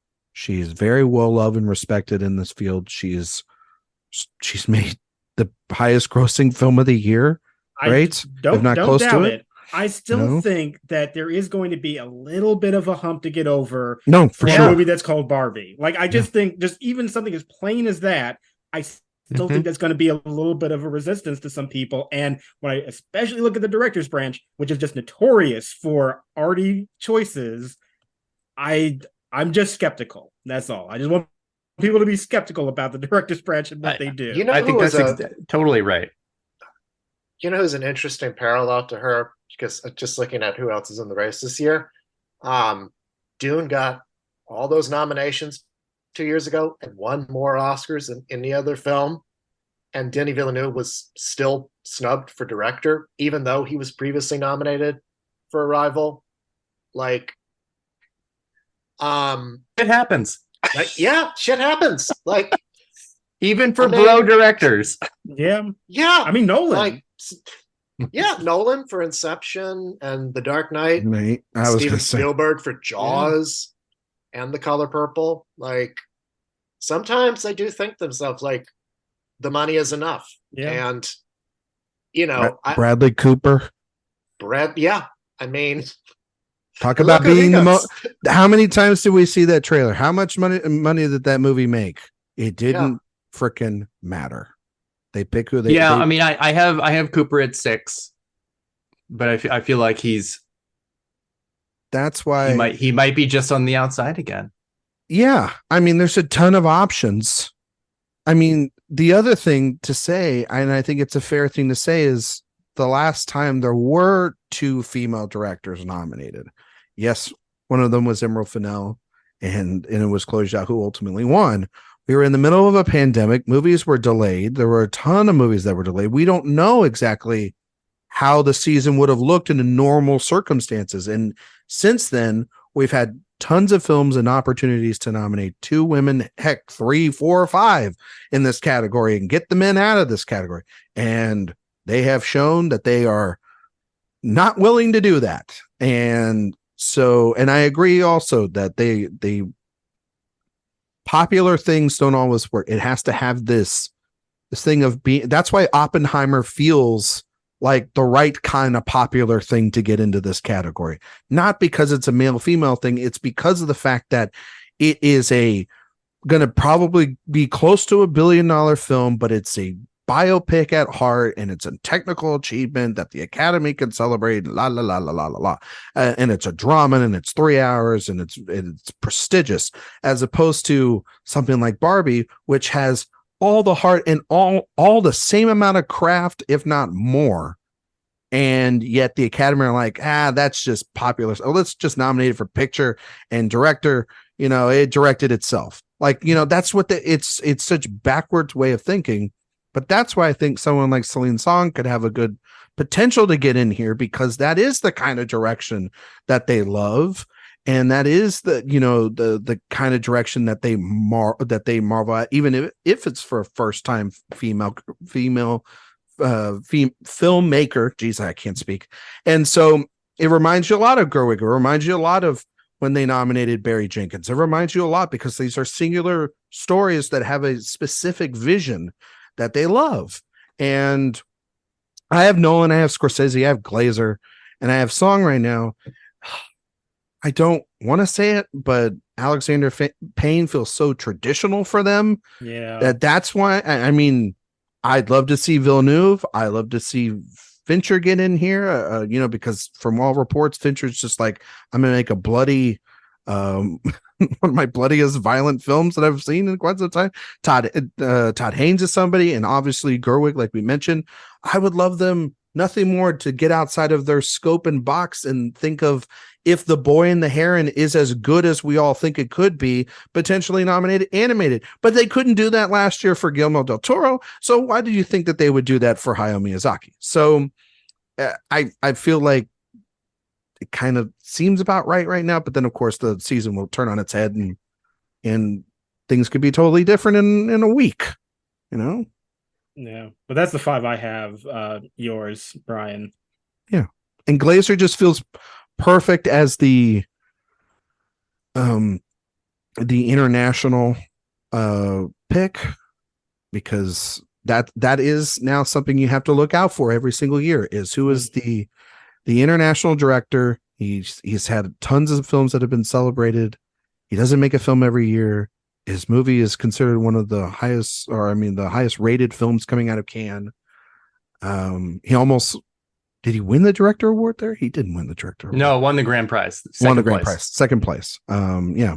But a lot of people thought it should have won the Palm. There was a lot thought that it was. Yeah. Most thought it was. Anatomy's win was a bit of a surprise. Yeah. Because it also meant that Hüller couldn't win. Yeah. No, maybe we should have looked a little bit closer as to who the jury president was. Maybe that would have tipped us off something, Josh, speaking of Academy Award nominated directors. No, don't. So I predicted it. That's the only thing I like about it. Oh. Any other? I did too, Josh. Yeah. Zach, I don't think I gave. No, yeah, Zach, you didn't give yours yet. Yeah. All right. So I should say, just for point of clarity, I do at this moment have Greta Gerwig getting nominated. Because of Sightseeing. Just Sight Unseen. Sightseeing, excuse me. Jesus, I can't talk anymore because I'm telling you, it's contagious. It's going over to you now. I think that this is at this moment Christopher Nolan's to lose. Yeah, he just seems like poised to. This is it. This is it. If he does not win an Oscar this year, he's never winning one. It's the closest he's ever going to get. Yes, 100%. And I think Scorsese gets in, and I think Jonathan Glazer gets in, as even if Zone of Interest does not get nominated for Best Picture, I think that he can be. I said even if. Okay. I Sorry, I gave Zach a look for all the listeners. We'll get to my Best Picture predictions soon. Then I went with the Alexander Payne pick for now. He's been nominated 3 times for Best Director, which is kind of astounding when you look at the kinds of films he makes.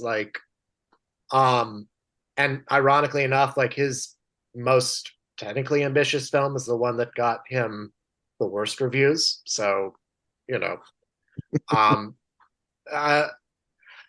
mentioned Celine Song, and one person that you did not bring up, his direction, I think, is a little comparable to this movie, is Lulu Wang for The Farewell. And That's been sort of my fear with this movie all season long. A movie which I really love and I think is beautifully directed, but is incredibly small and tender and precise. And it's going to be incumbent upon A24 to bring that movie back, you know? Yeah. And because, like, it's, you know, like, for the comparisons to something like Moonlight, I mean, that was a flashier movie in a way. It was a more kind of like, you know, noticeably visual kind of film, right? And with Lady Bird, again, it's like Gerwig was a personality, right? She was a known entity, and makes sense. So yeah. You know, there's a lot of movies that are on the horizon right now from these big directors like David Fincher and Ridley Scott and Michael Mann. And, you know, we don't know yet how good those movies are going to be or if they're going to be Oscar contenders. I would love nothing more than Todd Haynes to finally get a Best Director nomination, but I'm just... The fact that he doesn't have one. We've been talking about this on Director Watch. Is ridiculous. I mean, if he could not get it for Carol. Or Far From Heaven. Yeah. Well, I mean, and Carol even more so, because like he got the Golden Globe and BAFTA, and then frickin' that guy came along with that one movie that who we've talked about a little bit today. You know, that fella who keeps getting nominated. Talladega Nights. Yeah. If he had been nominated for Step Brothers, that would have been one thing. But that would have been inspired. Yeah. Yes. But yeah, I mean, as of right now, that's my 5. But I mean, I could certainly see somebody like a Justine Triet, or, you know, we'll see how Dune Part 2 is. We'll see how Sofia Coppola's movie Priscilla is. Yeah. You know, there's just a lot we don't know yet. Yeah, I mean, you know, again, Erik, like you were mentioning, your 6, Cooper. He missed last time. Is this more of a directorial achievement than the time before? Do they take it more seriously this time? I mean, Dune Part 2, that's interesting as well. Color Purple, does it make it in here? I don't know about that. No, Erik, no. I mean, again, I had the Color Purple top 5 and top 3 in like several categories at the beginning of the summer, and it's just kind of whittling away a little bit. Does Lanthimos get in the back end of the conversation? Poor things, you know. I doubt it. Ben Affleck, Air? No, I doubt it. I doubt it. You know, Wes Anderson. You mentioned Asteroid City earlier. I doubt that. Yeah, it's. Yeah, Eric's just like, Ridley Scott. I doubt it. I don't see it. I still think the movie needs to be like a top tier Best Picture contender. That's the thing for you to still get in. That's the thing about Ridley Scott is that movie just is, for me. I saw the trailer, just did nothing for me, and the movie just. It's going to win Best Picture now. It's just it's aesthetically uninteresting, but he's relying on a script. If that script is great, then it'll be a great movie. He hasn't been able to elevate material for a long time. Didn't they put the Radiohead song over the trailer for Napoleon? I'm sure. Oh God, did they? Isn't that what it was? I think that was. It was a cover though of the national anthem. Was it not? Yeah. Yes. Yeah. Oh no! I forgot when that about came that. on. I was like, "What's happening? What is going on here?"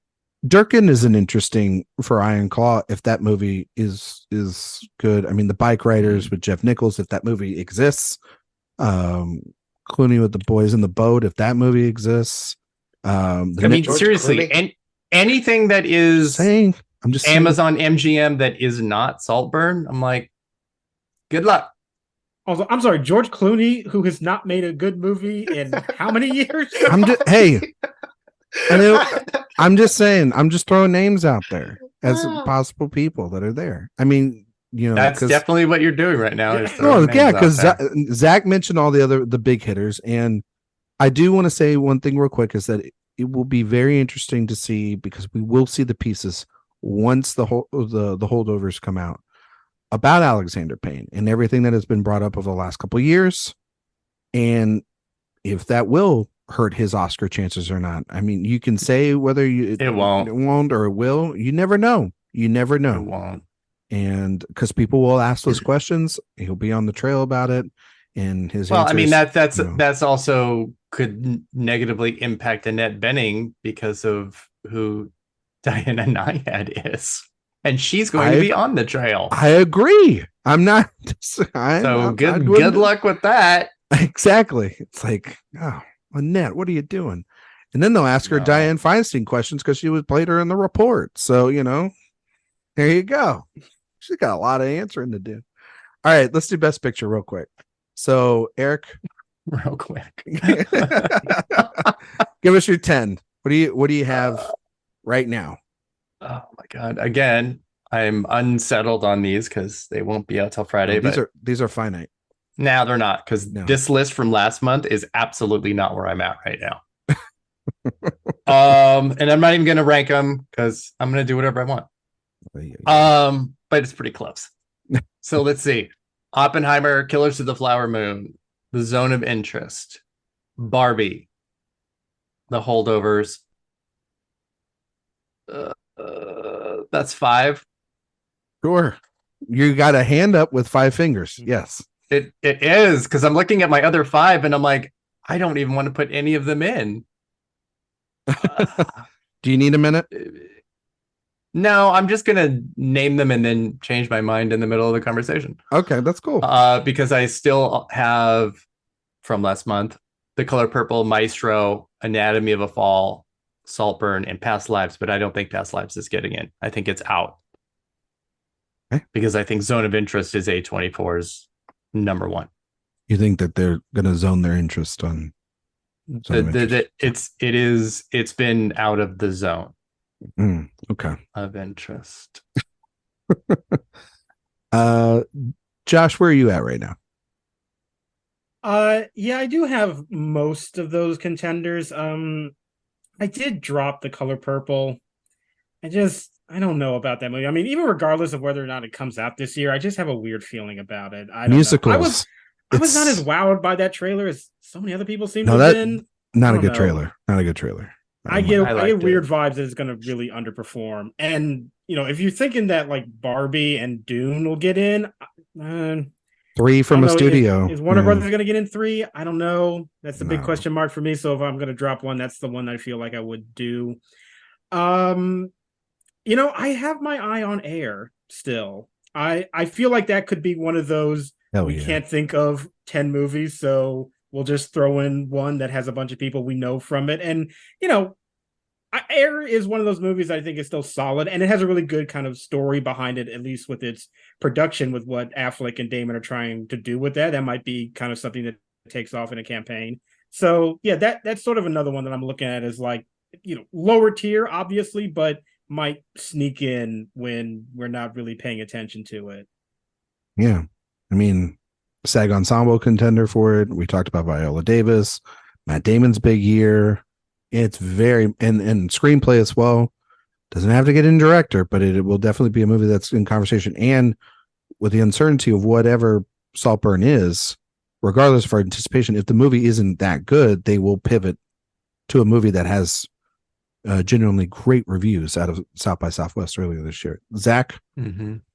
Okay, so yeah, this is hard for me to do, and this is where I start looking at what else I have predicted right now. Gran Turismo. Yeah.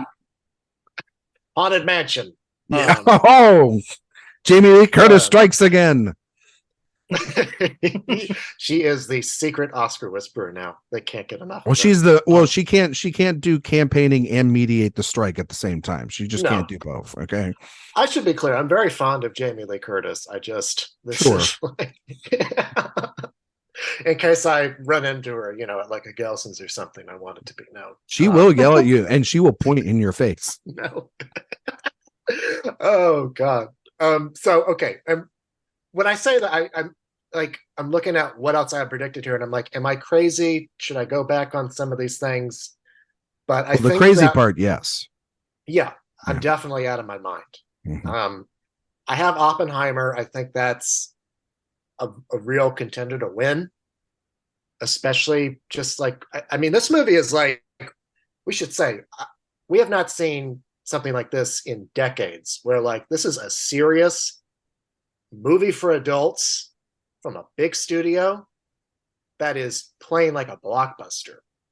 Like the closest comparison you can get is something like Schindler's List, right? Where it's an important movie that people feel they need to see. Yep. And I could definitely see, and like the thing about it is that like you can't really make this claim that it's not a populist favorite. It straddles the line between being both a traditional and a non-traditional Oscar contender. So it is the perfect film for the Oscars to award. yeah, It's exactly what they want. It's what everyone was saying about Top Gun Maverick last year, in my opinion. exactly. Like everyone was like, that's a movie that they have to reward, and it's such an achievement. It brought back people to the cinema and da da da da da. And it's like, yeah, but that's still not the kind of film they reward. This is the kind of movie they reward. Something that has bite to it.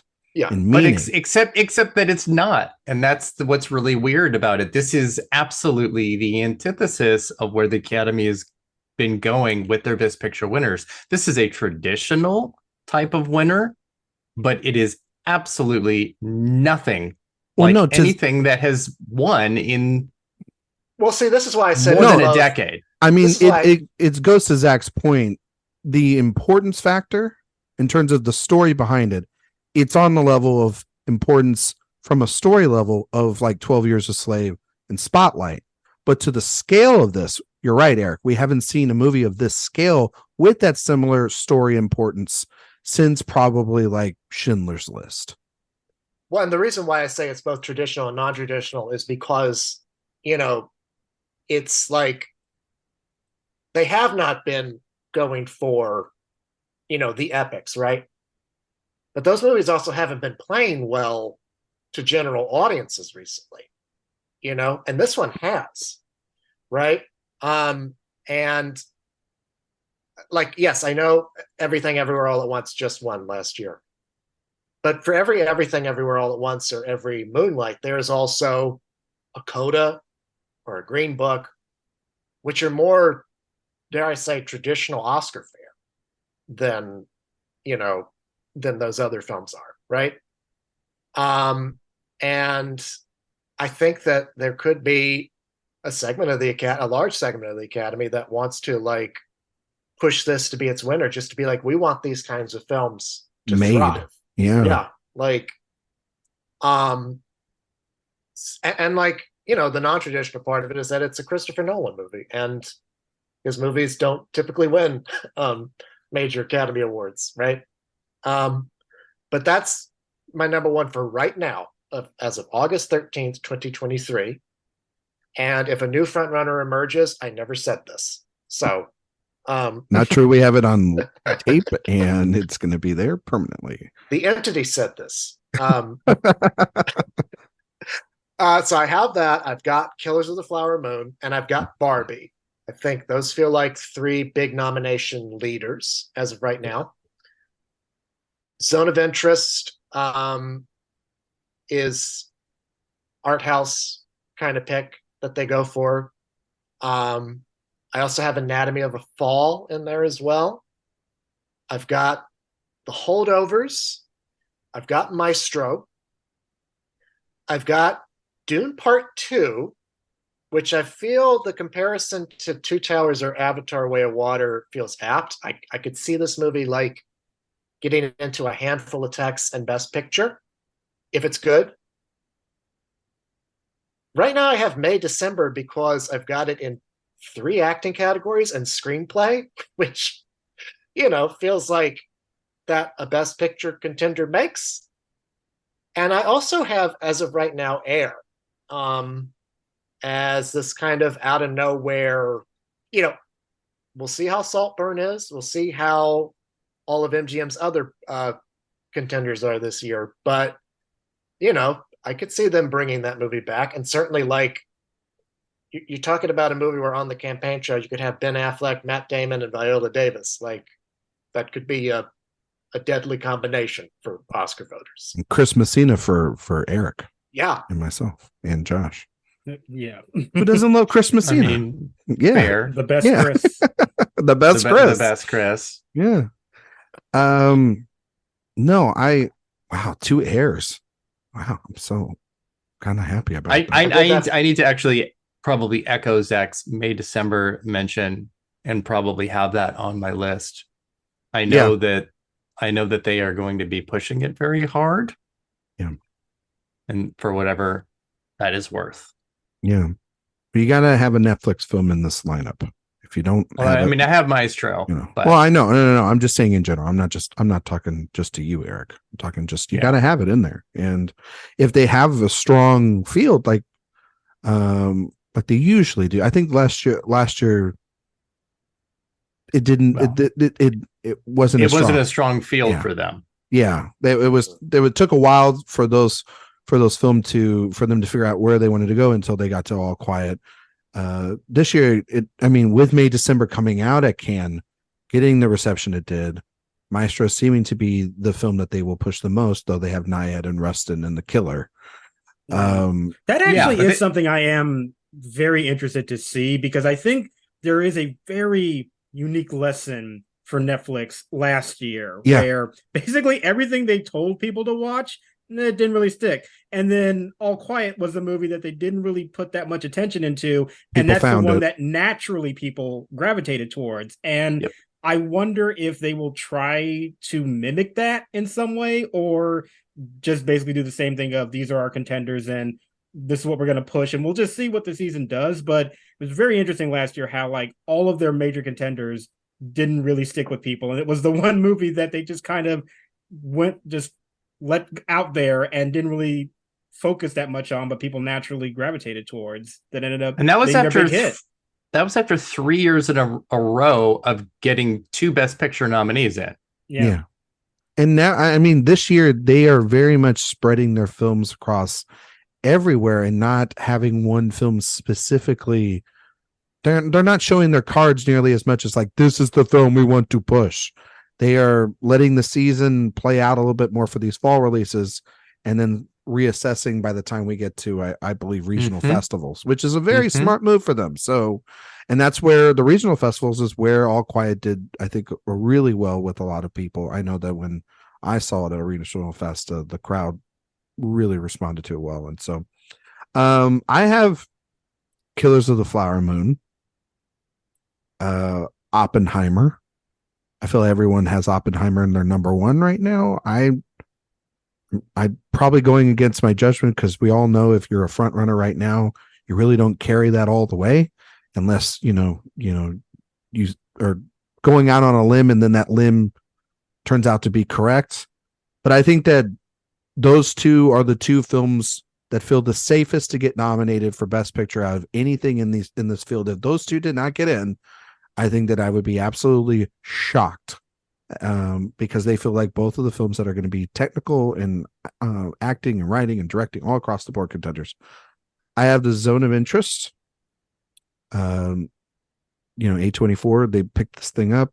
I think it's going to be a big player throughout the year. One of the best reviewed films of the year.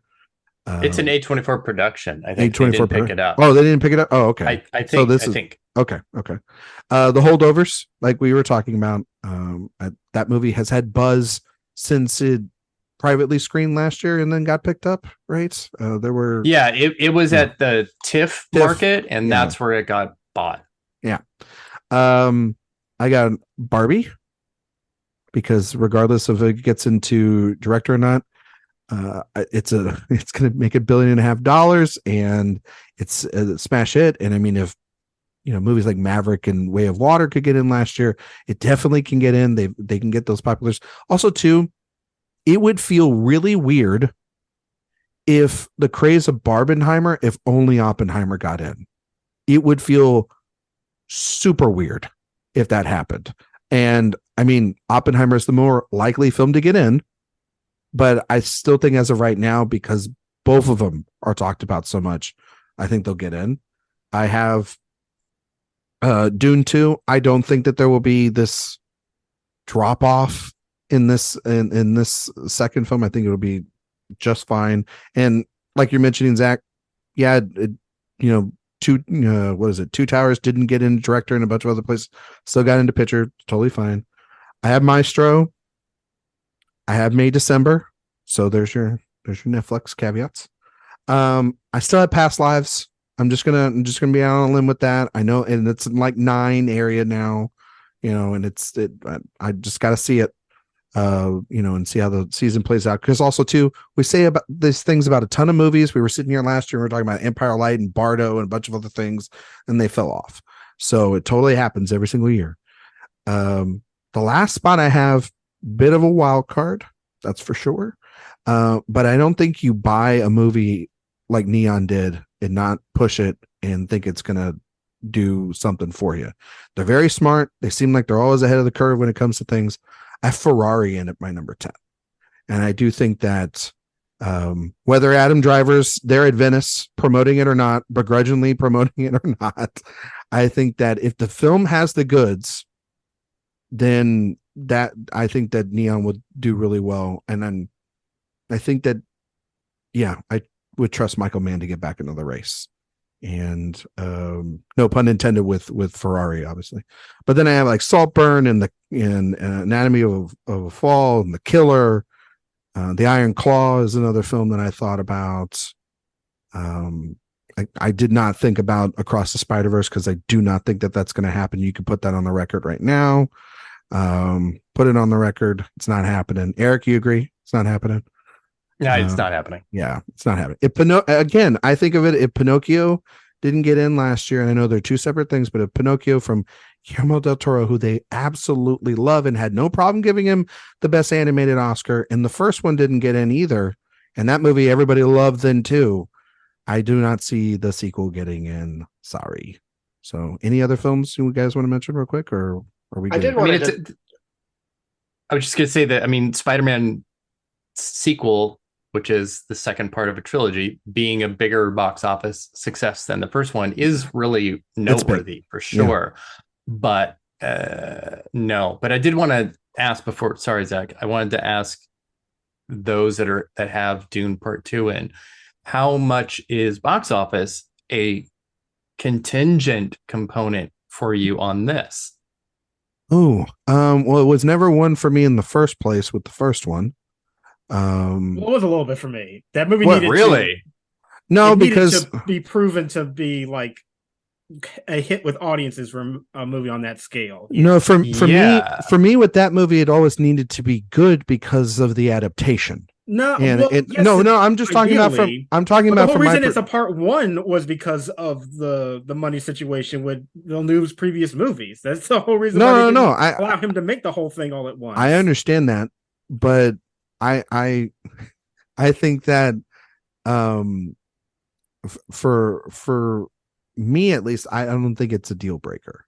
I think it'll make good money. I don't think it's going to make like Oppenheimer or Barbie money, but I don't think it's going to make, I can't do box office projections for something that's coming out. But also I do know that the IMAX screenings are being specifically held for 5 to 6 weeks. I know that when I brought that up for Oppenheimer during the summer movie draft, I was kind of like, but that was a huge big deal now for Oppenheimer. That makes up like 47% of its box office from those large formats. So yeah. I think, and they've been putting that trailer in front of Oppenheimer. So moving it at this point would be the stupidest move that Warner Brother has ever made, because they would literally kill all their momentum from Barbie, and also having that trailer, the second trailer, and I believe they have a third one coming soon, in front of both Barbie and Oppenheimer, and being technically the movie big event, obviously Killers of the Flower Moon, but the big action film of the fall would be Dune.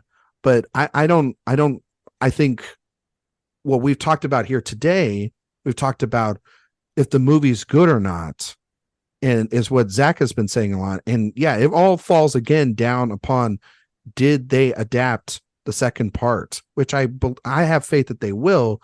So I think that if they like that first film a lot, then they will like the second one if it's adapted properly. The Academy speak, because the first film did not really make the first film did not make nearly as much money as it should have.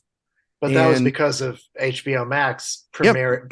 There were mitigating circumstances. Yeah, so we don't necessarily know how big of the audience really is for it. The reason I keep saying whether it's good or not whether it makes a lot of money, is because, I do feel this movie is going to make a sizable chunk of change, right? Because there is anticipation for it, even more so than there was for the first half of it, right? Yeah. So there's no doubt in my mind that it's going to be a box office hit. And I don't think they're going to move it.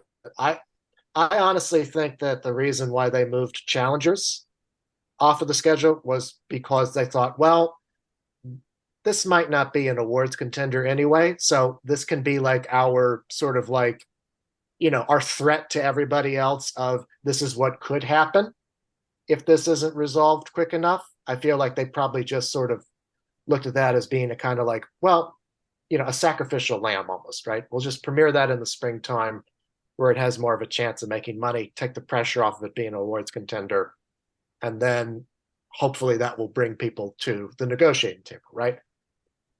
The reason I keep saying whether it's good or not is because I think like there's the potential that, it could be like Dark Knight Rises.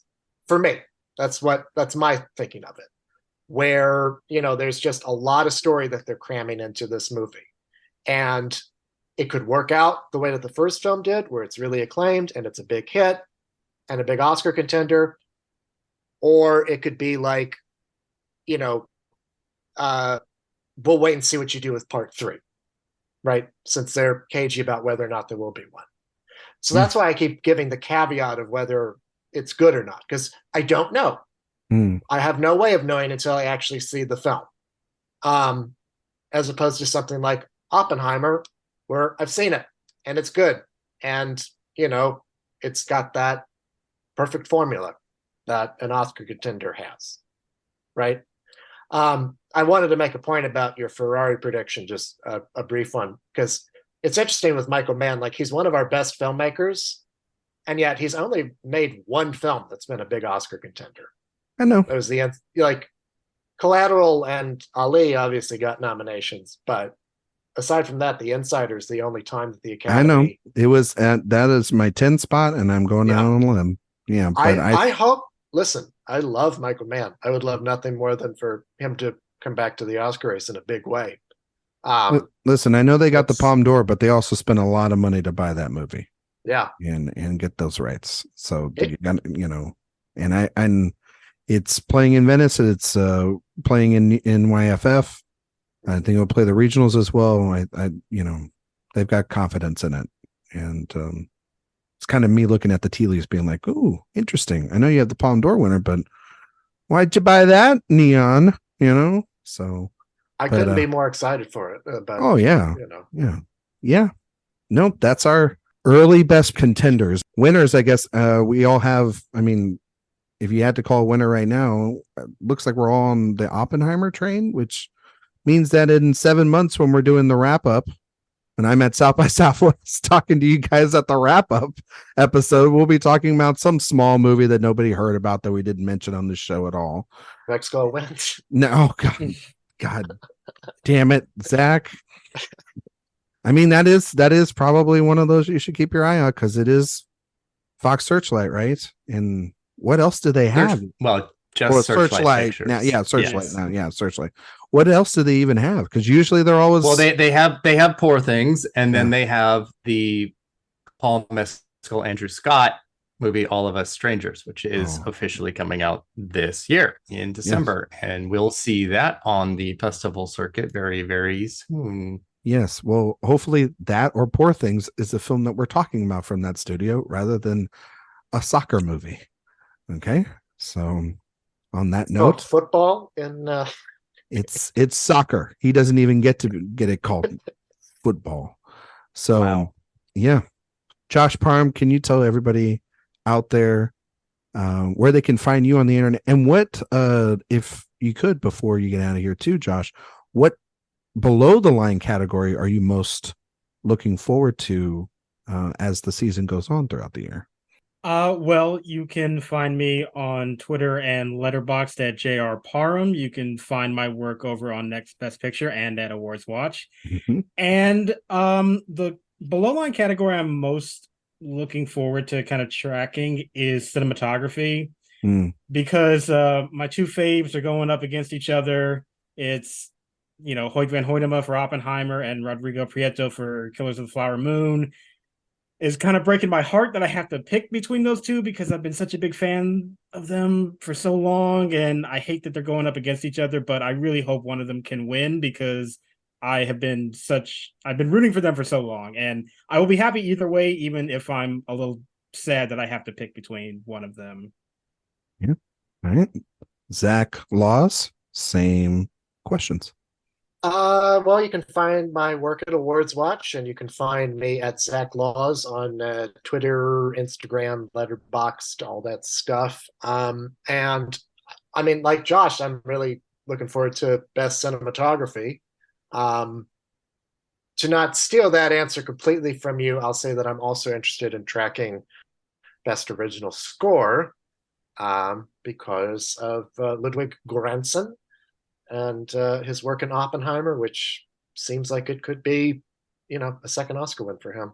Absolutely. Yeah. And that vinyl is coming in the mail this week for me in a beautiful Mondo orange print. Can't That's wait. Why I said it. Yeah, you're trying to get a free copy is what you're trying to do. I would also like to get a free IMAX camera, so I'm really looking forward to Hoyt van Hoytema's cinematography with. How are you going to get those 13 miles of film into your house? You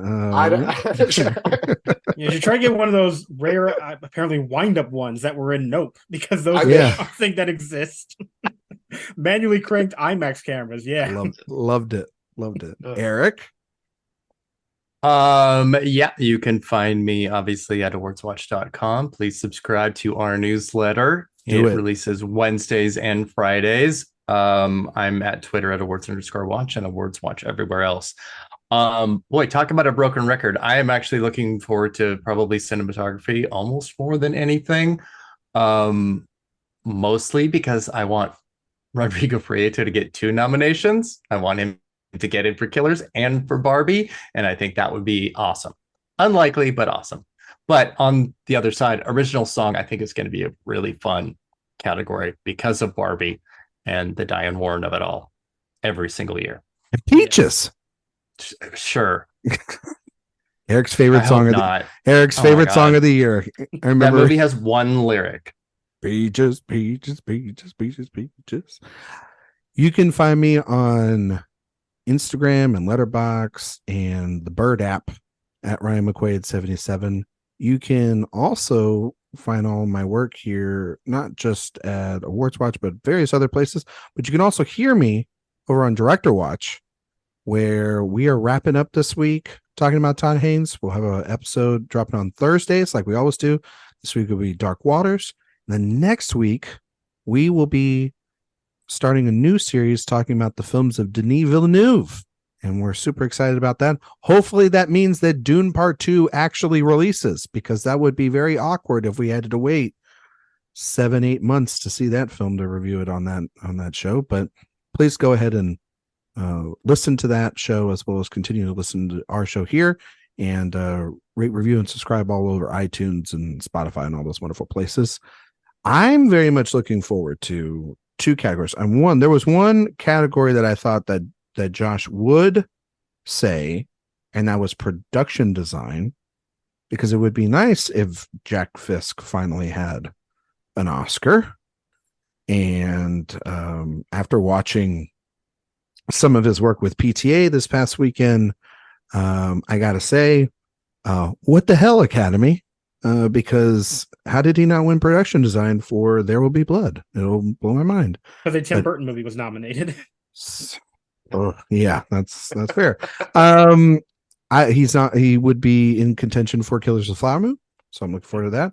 I do hope that pans out too. Although I think also another contender for Barbie, Sarah Greenwood, another really excellent production designer who's deserved the spotlight too. So I mean, that's another one. I would root for both of them. Yeah. My real answer is for editing, because Jennifer Lame's editing in Oppenheimer is, I think, one of the key reasons why that movie is so excellent. But then Thelma is doing Killers of the Flower Moon, and so anytime Thomas Schoonmaker is editing a Martin Scorsese movie, I'm always looking forward to that, and potentially having two women in that category, potentially having one of those women win that category, and that would just be, it would be historic for Thelma. I think it would be her third or fourth win. Fourth. It would be her fourth win. And then for Jennifer Lame, it would just another female in that category to win. That would be great as well. So I'm very much looking forward to seeing how that goes. I mean, obviously we're mentioning all the below the line for Oppenheimer. Gee, and I'll probably get in for all of those. So, but on next week's show, we will be here and we will be previewing, myself, Erik, Sophia, and a guest will be previewing the Telluride Film Festival, because we will all be there in less than 2 weeks by the time that this episode drops. So looking forward to talking about that festival, is probably also talking about a couple other festivals maybe in between. But until then, we will see you all next time.